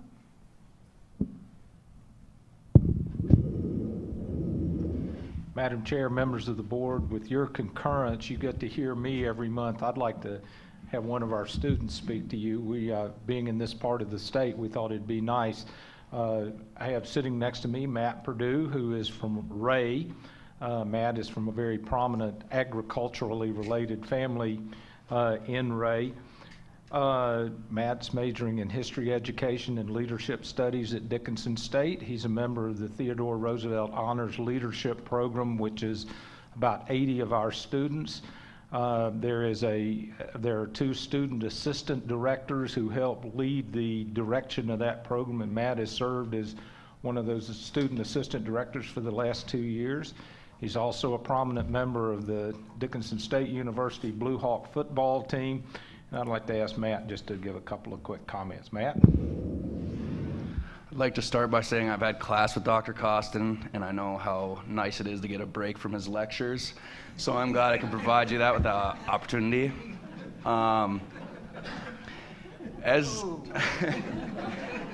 As Dr. Costa said, I'm the student assistant director of the TR Honors program there at Dickinson State. One of the unique opportunities I've had in that role is to be involved with developing and altering some of the curriculum we have, kind of moving to more progressive curriculum, I guess.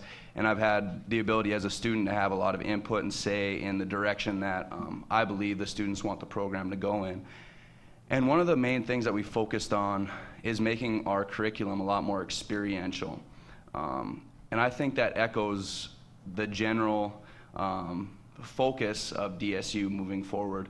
I think we've done a really good job of, first of all, giving everybody the knowledge that they need to be successful in their field, the requisite knowledge, but at the same time also providing us students with a lot of unique experiences that really put our education over the top.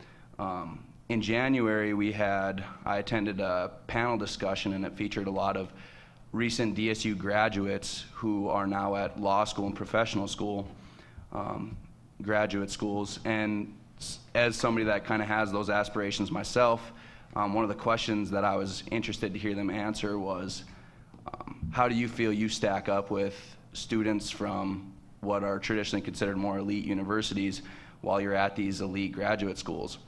And I was really interested to hear from all the students that they felt that they stacked up well, that they, were on equal playing field. And some students actually felt like their experience going to a small university in North Dakota was actually better prepared them for some of the rigors of going to a graduate school. So I guess I just want to say that I appreciate the opportunity to go to a school in Western North Dakota, a place that I call home. And I feel like I'm well prepared to pursue my career opportunities after this and hopefully return to Western North Dakota and have a positive impact on the region. Thank you.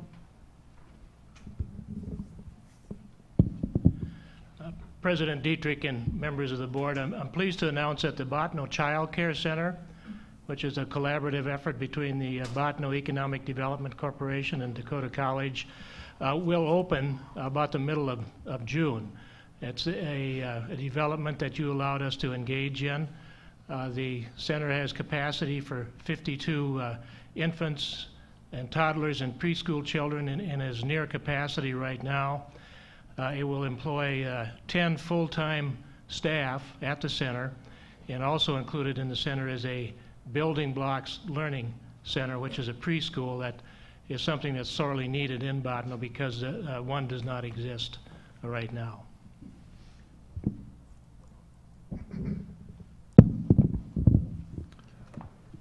Madam Chair and members of the committee, I too would like to thank Ms. Neset for the tour yesterday. It was wonderful.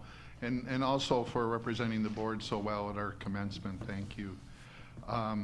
We also last week had our groundbreaking ceremony, and Governor Dalrymple was able to present at our groundbreaking for the Communications and Creative Arts Center project. So campus is very excited to get that project going, and looking forward to a year from now being able to use that facility. So thank you.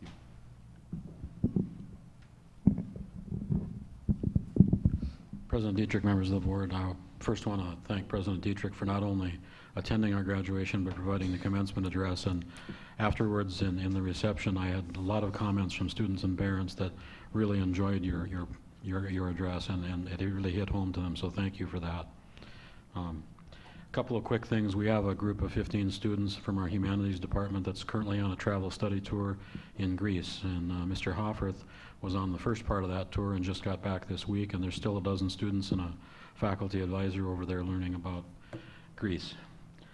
We also had a faculty member selected for a North Dakota Space Grant Consortium Summer Fellowship from our biology department that will be working with our Dakota Precision Ag Center to develop curriculum using UAS for precision agriculture. And last but not least, our Erlandson project is currently under construction and renovation, and we have basically the facility emptied as they're starting to renovate the existing part of the building right now, and we're still on time and on budget to open in August. And shortly after that, you'll be receiving an invitation to come take a look at the ribbon cutting on the facility. So thank you. All right, thank you.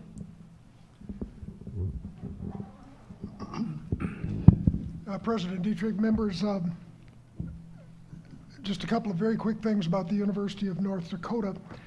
A few days ago, we graduated the largest class in the history of the institution, 2,000 students. I had the privilege of shaking hands with every one of them. Last week, we participated fully in the Bakken Conference in Bismarck, and this was a high point for our new petroleum engineering program. We've just assigned Professor William Gosnold to be the interim chair of that unit. He's internationally recognized for his role in researching out enhanced oil recovery techniques as a geologist. You had a brief report on the construction on campus. The groundbreaking for the School of Medicine and Health Sciences is scheduled for June 12th. All of you will be getting invitations for that. I believe the law school groundbreaking will follow shortly after that. Our students are doing very, very well, lots of success. Highlight just a couple of things. Our students didn't quite make it east to Europe, President Shirley. We did make it to Cuba. The concert choir is touring Cuba, studying the effects of salsa music on choral. We also have the Red River Trio touring Japan and parts of China as we speak. And not to be left out with championships, our women's basketball team been invited to the National Invitational Tournament this next couple of months. So things are going quite well at the University of North Dakota. Thank you. Is that everybody? All right, I believe it is. All right, I think motion to adjourn? No. No? Madam Chair, yeah, yes, we were going to excuse me. address the committee positions, and I did have a brief chat with council and the chancellor. My recommendation, Madam Chair, would be that based on the policy, you make those appointments, but that you appoint back, or that you report back to the full board on those appointments at our next meeting. Okay. Thank you. But I think you should have at least a confirmatory vote by the board on that. Oh, okay, so do we have a motion? So moved. Thanks. Second. Okay. Ms. Reichert? Yes. Mr. Schaaf? Schaaf votes yes. Mr. Espegard? Yes. Mr. Morton? Yes. Ms. Neset? Yes. Mr. Hofford? Yes. Dr. Jelmstead? Yes. Board Chair Diedrich? Yes. And- Thanks, Grant. And Madam Chair, just one brief thing. I'm following a long chain of people who have said this, but in my 7 years on the board, I think that these last 2 days have been some of the finest, and if not the. And so really big thanks to Ms. Neset. It was just great. And I slept in a MAM camp and still think that. So it was really something. So everything was so perfectly organized, and it was just a great time. So thank you. You're very welcome, and I...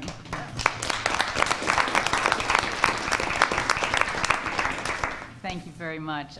Once again, I want to thank everybody for coming. I would like to remind you, we are in the midst, and you are here in the middle of a world-class oil play. We have world-class colleges and universities, and to be able to make that link with us as educators and industry, which we did in the last 2 days, is really why we are here. And I want to thank everybody for supporting that. And we also, as we adjourn, have lunch. Lunch will be served, and then my staff and I will help with tours of the building. Thank you.